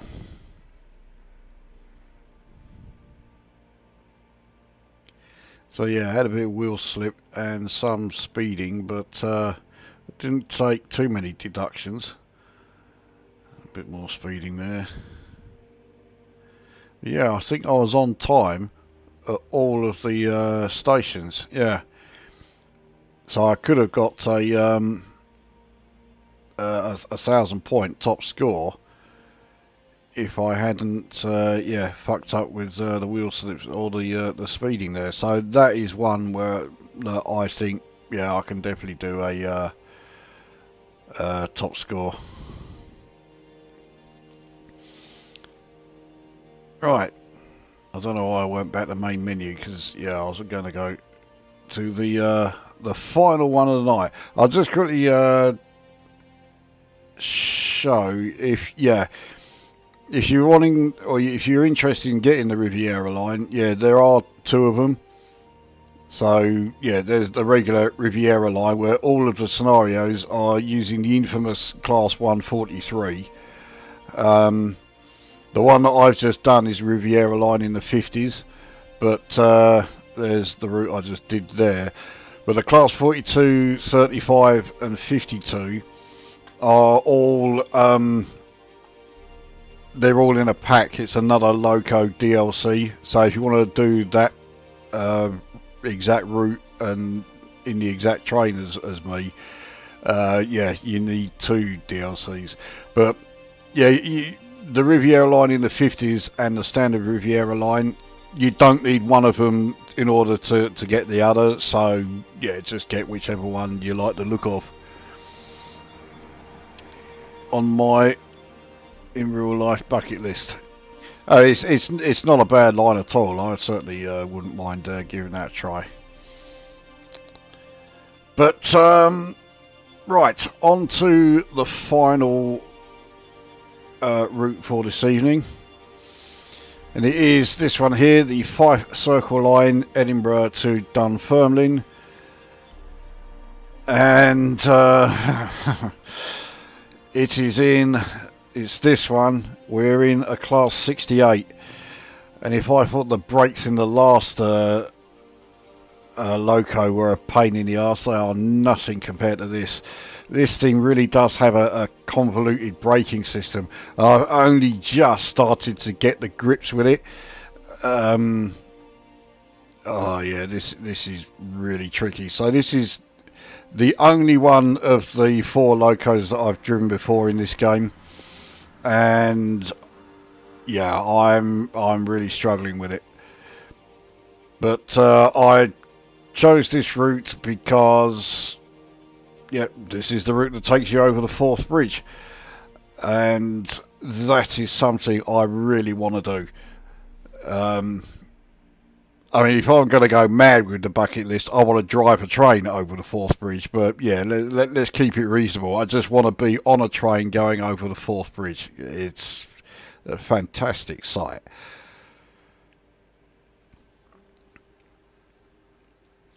ScotRail allow a plus or minus 30 minutes arrival time. Well, if they do that in this one, then yeah, great. I'll definitely take it.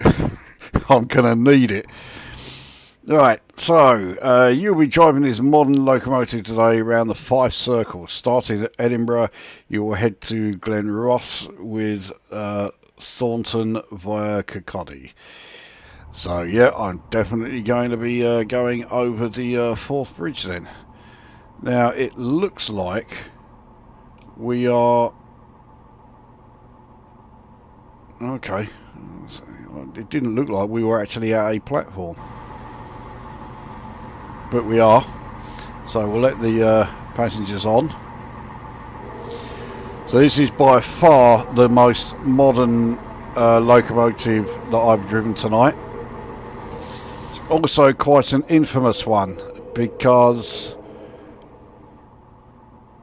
the Class 68, when it came into service, I think it was either 2012 or 2014, somewhere around there, and every rail franchise that had one has since got rid of them. They hate the things. I don't really know why, but yeah, it's probably best I don't release the brakes while people are still getting on.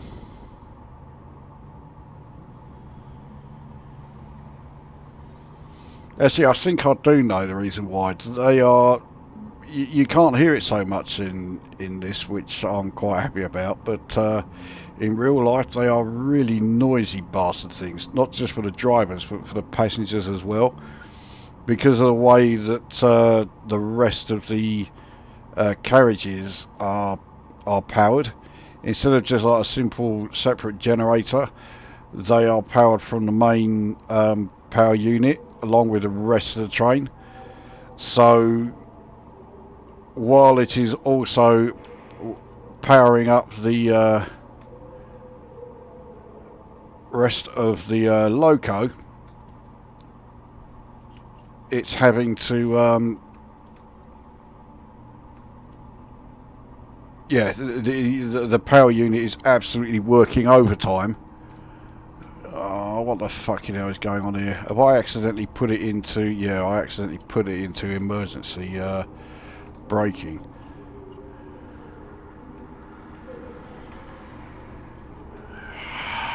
Tell you what, let's restart this one.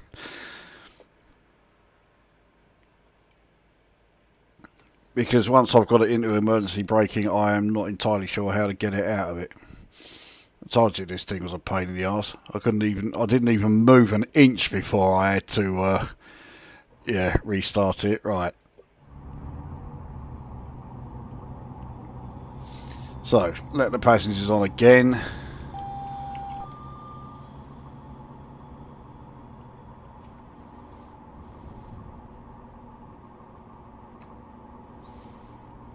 I've got to remember which key it is that releases the brakes and not accidentally put it into emergency braking like I did just then.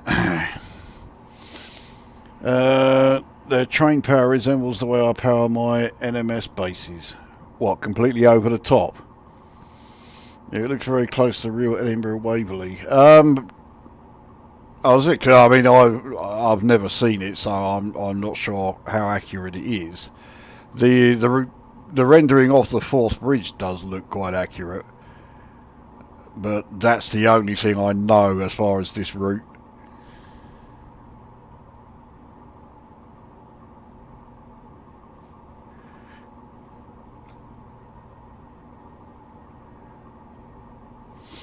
So you see, right, the braking is currently on full, even though the brakes themselves are only on hold. And this is part of the issue with the that I have with the braking system here, because you build up the amount of braking, or to release it, you've got to then, you know, say release the brake pressure. But once it's set at the level that you want it, you then leave the brakes just on hold, and it just keeps on applying that amount of braking force. And yeah, the Class 66 also uses the same braking system, but the Class 66 just seems to be it's been done a lot better. So release the brakes, there we are. So now we can start moving towards this yellow sign, so hopefully there isn't a surprise waiting for us.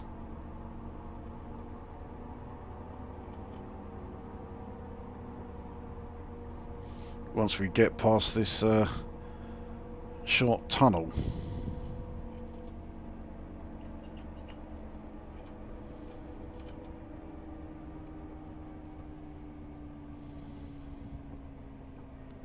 And that's why I'm taking it pretty slow, even though we have a 20 mph limit here. I'm only doing 16. Okay, it's green, so we're all right. And the acceleration rate on this thing is immense, especially when you compare it to the last one. The poor old Class 42 doesn't quite doesn't quite have the pulling power of this thing.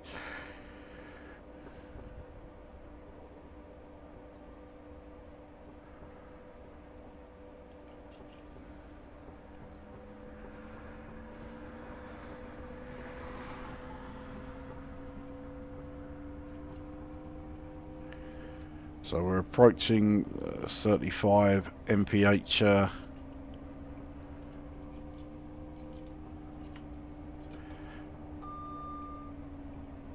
section,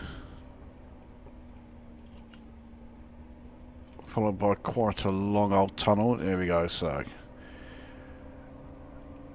and then at the end of the tunnel, yeah, we have the first station and the first real test of have I got these brakes sussed or not.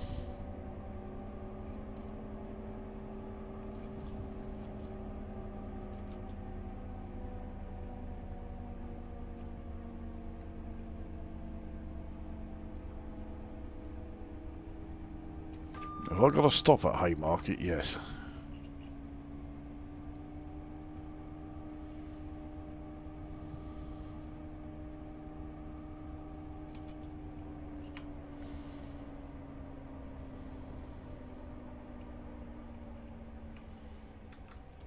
Alright, let's... Oh, bollocks! I fucking accidentally put it into emergency braking. It's so easy to do this.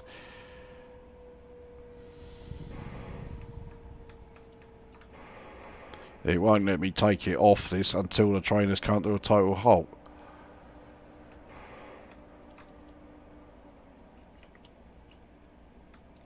And now I've got to try and release the brakes, which again it doesn't seem to let me do. Here we go.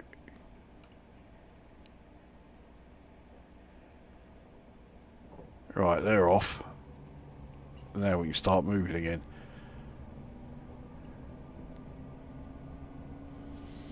There have been some complaints in like the Steam reviews for this DLC that the brakes are broken. No, they're not. They are just this bloody awkward. And as far as I'm aware, they are this bloody awkward on the train as well. So we'll apply the brakes there and now hold to actually get the brakes working. But yeah, I've stopped too soon. But you know what? We're here. Oh, what a fucking palaver. Right.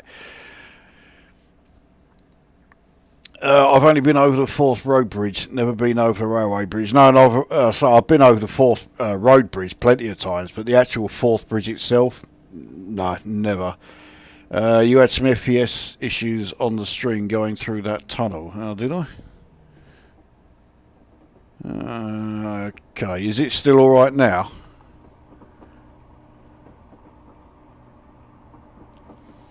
You sure it wasn't FPS issues? Are you sure it was the fact that, yeah, my train just fucking stopped?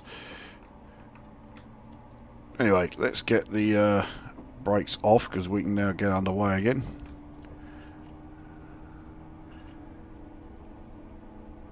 So 3.32 miles to the next platform, or next station, South Gyle.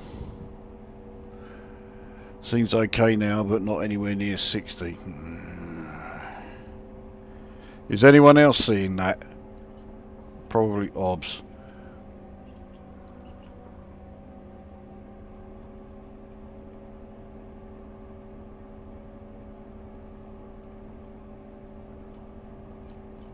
I mean, this is quite a highly detailed DLC, this one, so I mean, it's unlikely to be the cause, but yeah, we'll see how it goes. So we're now on a 90 mph stretch, so we can actually get this thing up to some hefty speed now. I mean, you listen to the cab noise here, the thing seems practically silent. As we just pass Murrayfield Stadium right there.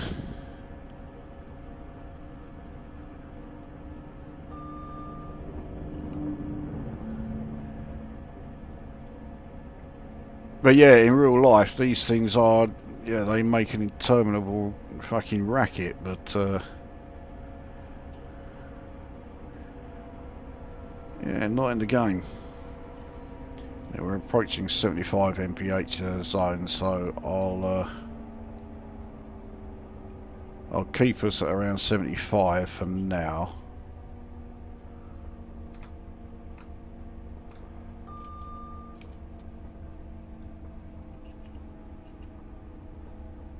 See, that 75 mph section is quite short.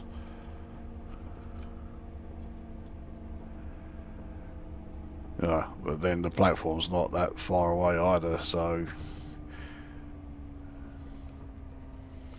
looks better now. Okay, seems just as quiet as the LNER Virgin I used to get from King's Cross to Edinburgh.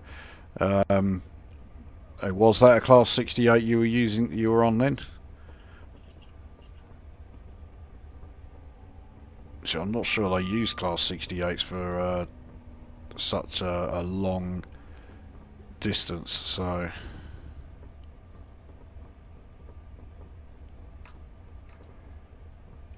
let's start applying some brakes. I mean, there is some braking in the main throttle as well, but it makes so little difference as to be pretty much not worth bothering with.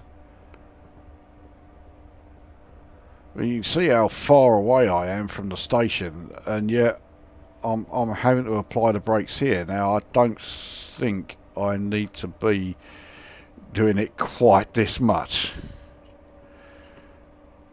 So let's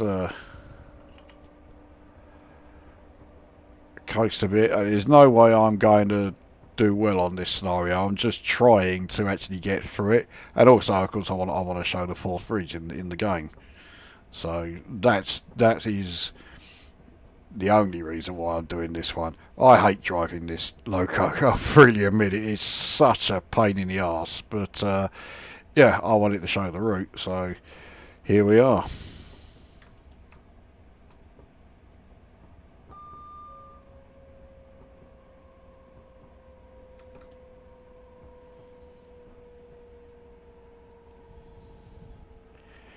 So yeah, only the first 2 and a bit garages on the platform, but nevertheless, we've made it. We made it really fucking early as well, which is amazing.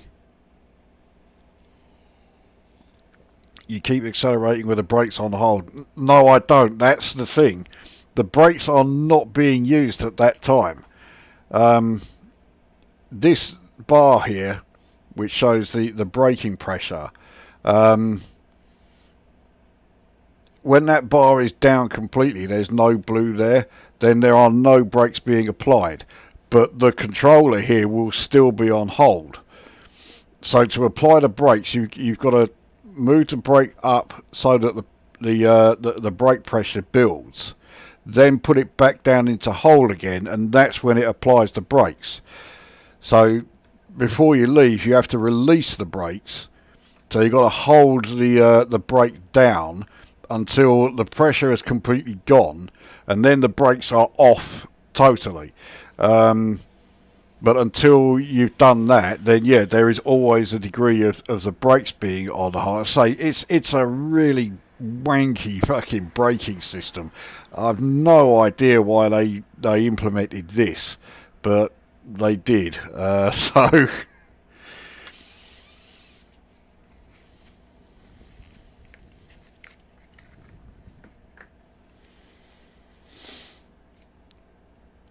Got the run off now. Worked alright. Thanks for the stream. Very enjoyable. Well, the last bit, probably unlikely, but you can always catch up with the playback later on. So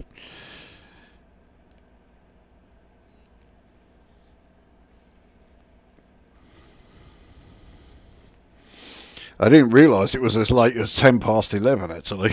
This is going on a lot longer than I thought it would.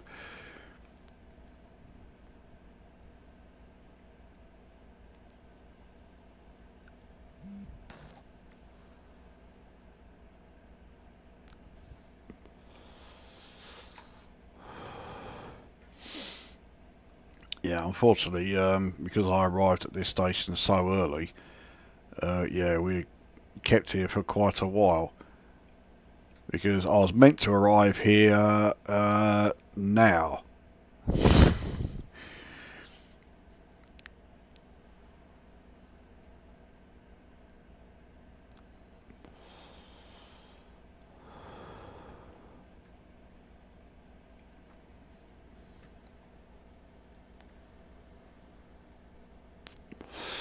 Yeah, typical train delays. Well, I mean, it's the timetable that's delaying me, but yeah. I mean, the only reason I'm kind of delayed is because I got here early. Now, that is not typical. Right, so now we've got to release the brake pressure. There we go, it's off. So now I can start moving.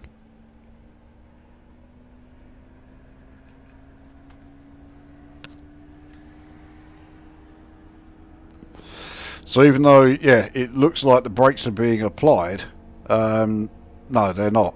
There's no brake pressure in the brakes at all.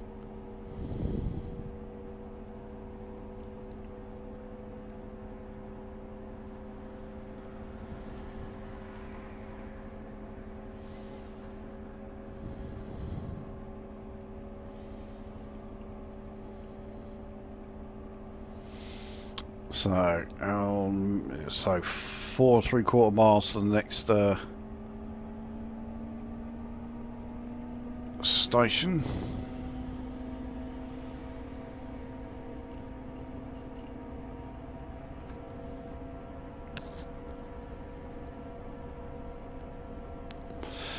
Yeah, you're right, the braking makes no fucking logical sense. No, it doesn't really. I mean, this train's braking system is as convoluted as the throttle system in the Class 86 and 87.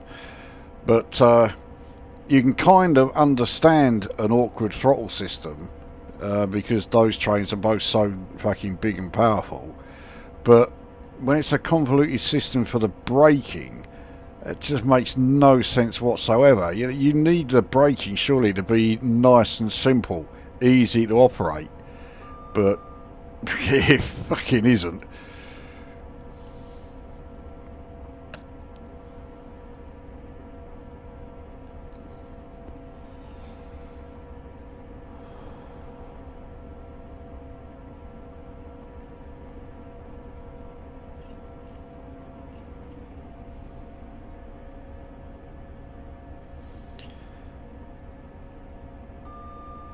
So we're approaching a 75 mph section, but it's a very short one.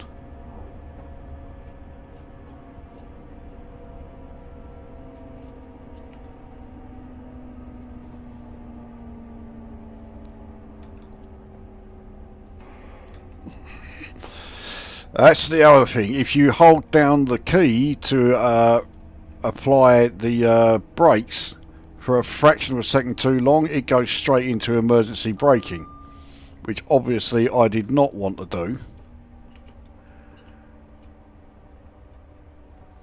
Oh, this thing is such a fucking pain in the arse.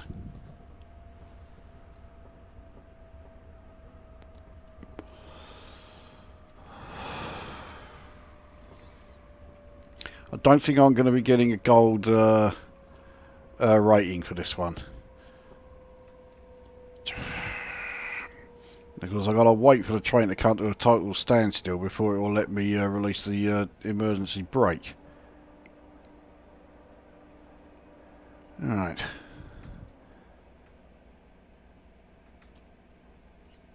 So, put us into...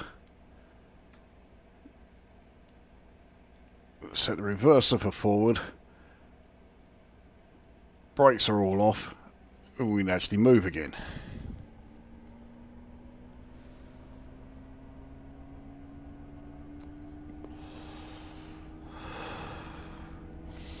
So yeah, I think if this was a route that you were going to buy, the other two locos on this route are absolutely fine. They're great to drive. You may want to wait before trying this one.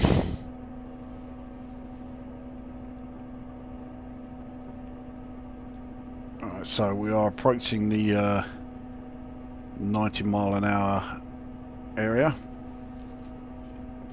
In fact, we're now in it, so let's throttle up.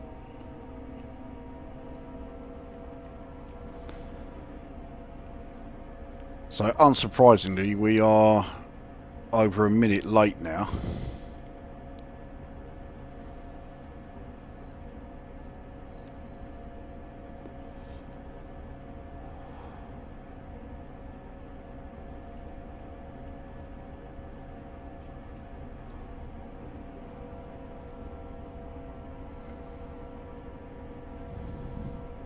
So you can see the fourth road bridge just up ahead.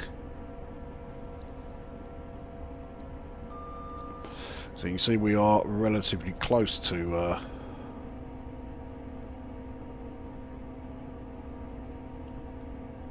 the main crossing.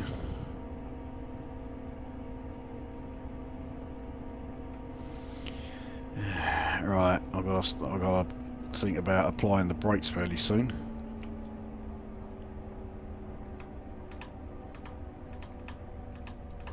Oh, he's done it again!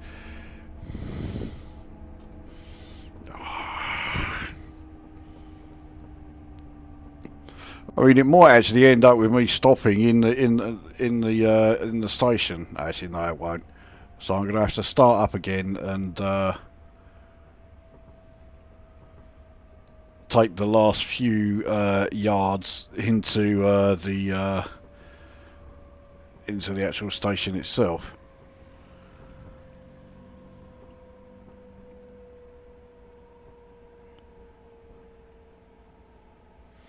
Now this is partly a pretty bad implementation by Dovetail Games.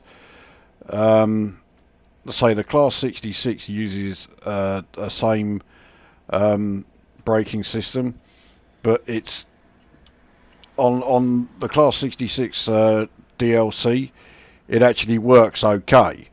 In this one, as you have quite clearly seen, you are constantly accidentally putting on the emergency braking all the time.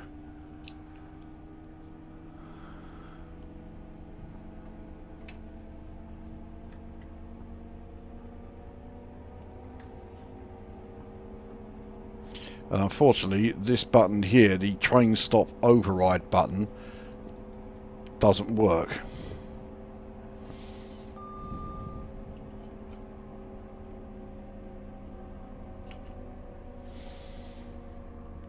Yeah, I'm not in any hurry to get that train DRC. No, as I say, the route is great, but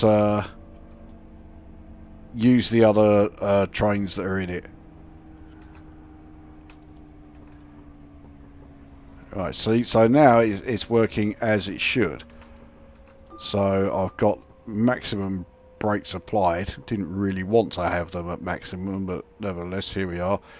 So the front 3 carriages are at the station. That's it. So I've arrived 2.5 minutes late, thanks to the emergency brakes constantly cutting in. So yeah, I'm definitely definitely not getting the gold rating for this. But yeah, you can see up ahead what's coming next. So for after this, we will be heading over the fourth bridge. So yeah, I'm now on minus 390.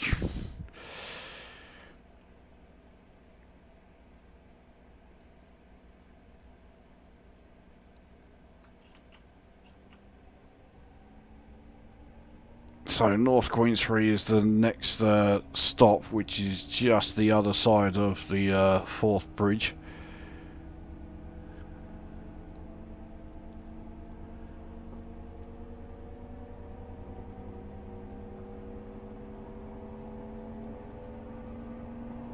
And I'm going to arrive there ridiculously late, but can't be helped.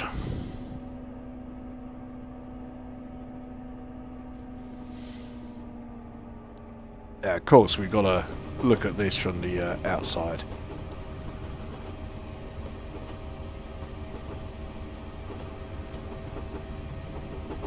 Not sure what that slipway there is. So you got the road bridge there. You've even got the incomplete Queensferry crossing over there. But it looks like it has been completed in this rendering. But of course what we really want to see is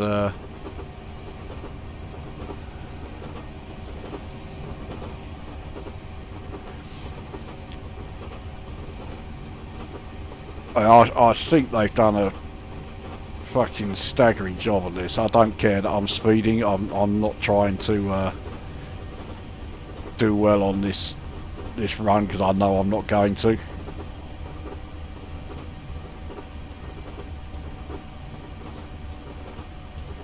So I'm trying to slow down, but there we go.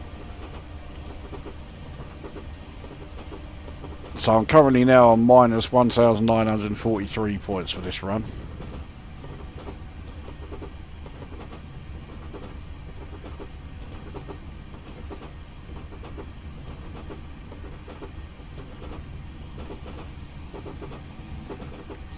Trying to see where the yeah, don't really want that view.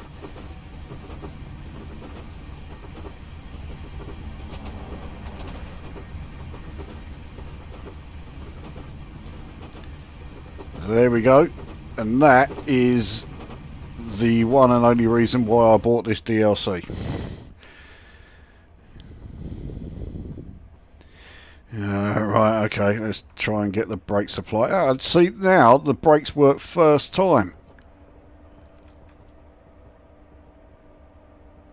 Except I'm coming in way too fast, so I'm not going to stop in time anyway. So yeah, even with maximum brakes on, yeah, not a fucking prayer. And this is going to count as overshooting the platform. Yeah, there we go. So, I mean, I can see if I can unload. Oh, there you go. I am able to unload the passengers, but I am, yeah,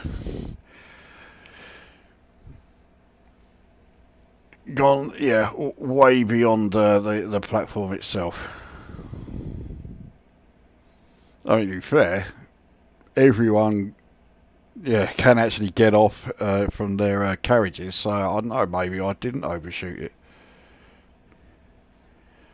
But I was incredibly late, so yeah, I got another 43, it was only 43-second delay this time, so,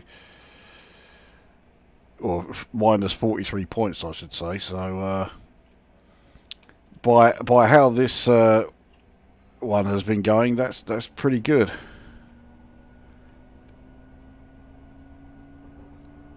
So next stop is Inverkeithing, which yeah, I have to reach in, well, about a minute. I ain't doing that.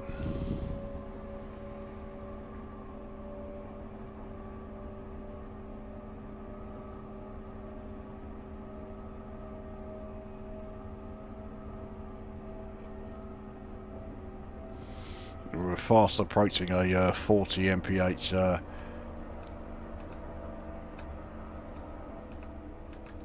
I'm trying to slow down. Yeah, I've got to feather the brake key so lightly that it's just, it's nigh on miraculous if I am actually able to apply the brakes in time.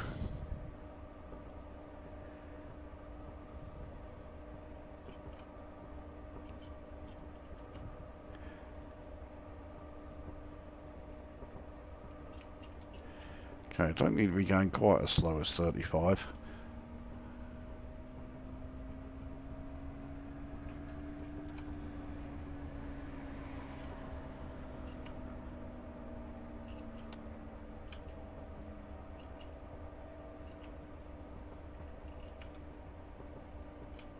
Well, about the, yeah, starting speeding again, but oh dear. That's going to take me to over minus 2,000. Yeah. No, it hasn't.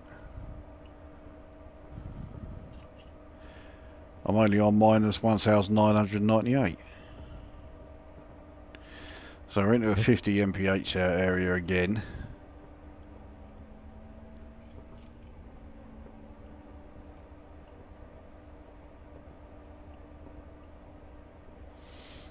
We are so close to 40 that I'll leave it. The lights, okay, those lights seem to do something, so... right, here we go.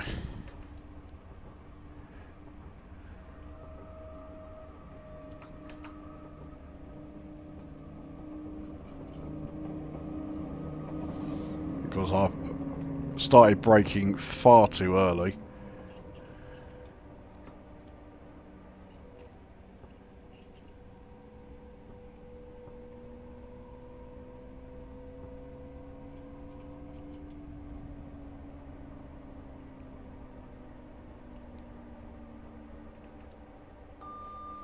Yes, at that time, no problem. But they're just so... I mean, okay, the first carriage is the only one that's actually gone and made it. As it is, I've shown you everything that I wanted to show on this particular scenario, which is the fourth bridge and the god-awful braking system of this loco. So, yeah, as I say, the Fife Circle line is a really scenic one because, yeah, I think their rendering of the fourth bridge is fantastic. And you have two DMUs that you can use, and they are great to drive. You have also got this thing, which is a fucking pain in the arse to drive, but it's constantly going into emergency braking, and yeah, and it's even worse if you ever make the mistake of trying to use the mouse to control the braking. And this is the reason why I started actually, trying to use the keyboard controls, because if you're using the mouse to try braking, then it's even worse. Even though I've just managed to do it, mind you, that's because I am yeah, I'm in neutral, but I'm moving forward, So let's apply the brakes again.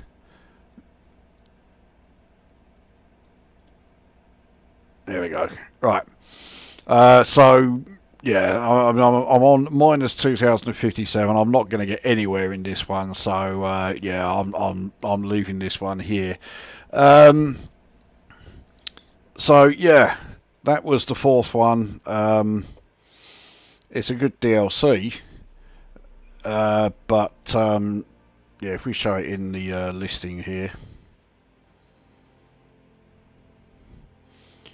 No, it's not the Edinburgh, the Glasgow. Here we are, Fife Circle line. So you got the Class 158. You saw a few of them drive past us. And you've got the Class 170. You saw a couple of those go past us as well. They're great. And if you want to do a steam train one, then yeah, you've got an A4 Pacific. Obviously, you've got to have this Loco DLC, but that one's available to you as well. But these two, yeah, with the Class 68, I'm sure there must be some way of being able to do the braking, without having to resort to. There's an Armstrong Powerhouse upgrade for the Class 68, and it improves the braking in it quite a bit. You're not constantly accidentally putting it into the emergency brakes. I'm sure there is a way of doing this without having to resort to getting that thing, because I'm not paying 15 quid or whatever just so that I can drive one loco. Nah, bollocks to that. So yeah, certainly these top 5 scenarios, you get all of those, and yeah, they're all great, and you'll get plenty of sights of the Forth Bridge and the chance to drive over that. So yeah, you're okay there. Just don't bother with the Class 68s. It's such a pain in the arse. So that brings this stream to an end, you'll be delighted to hear. Now, I have had an idea of doing some Train Simulator Classic videos, and it's going to be the first time I willingly take requests from viewers. So what I will do is I'll put up like a short video, and I will show you all of the routes and all of the locos that I've currently got. I'll also put like a pinned comment there, so that, you know, if I get any additional routes and additional locos, I'll put them in the pinned comment, so you know I'll have them. And then anyone watching that, if you want to see a particular route and stroke or a particular loco, then put your request in the comments there, and I'll do a video on that. So yeah, that's something that is coming up. As far as the next stream, I certainly have no idea when it's going to be. I'm not entirely sure what it will be, but it'll probably end up being a No Man's Sky, showing the latest update that we got just yesterday. But that is it. So yeah, there we go. And Gansteet is off. Can't say I blame him. Yeah, there we are. Job done. Yeah, 3 of those locos were pretty good to drive, and the 4th one fucking well wasn't. But it was on the best route, so, you know, make it out what you will. But there we are. That is Train Simulator Classic. Now go away.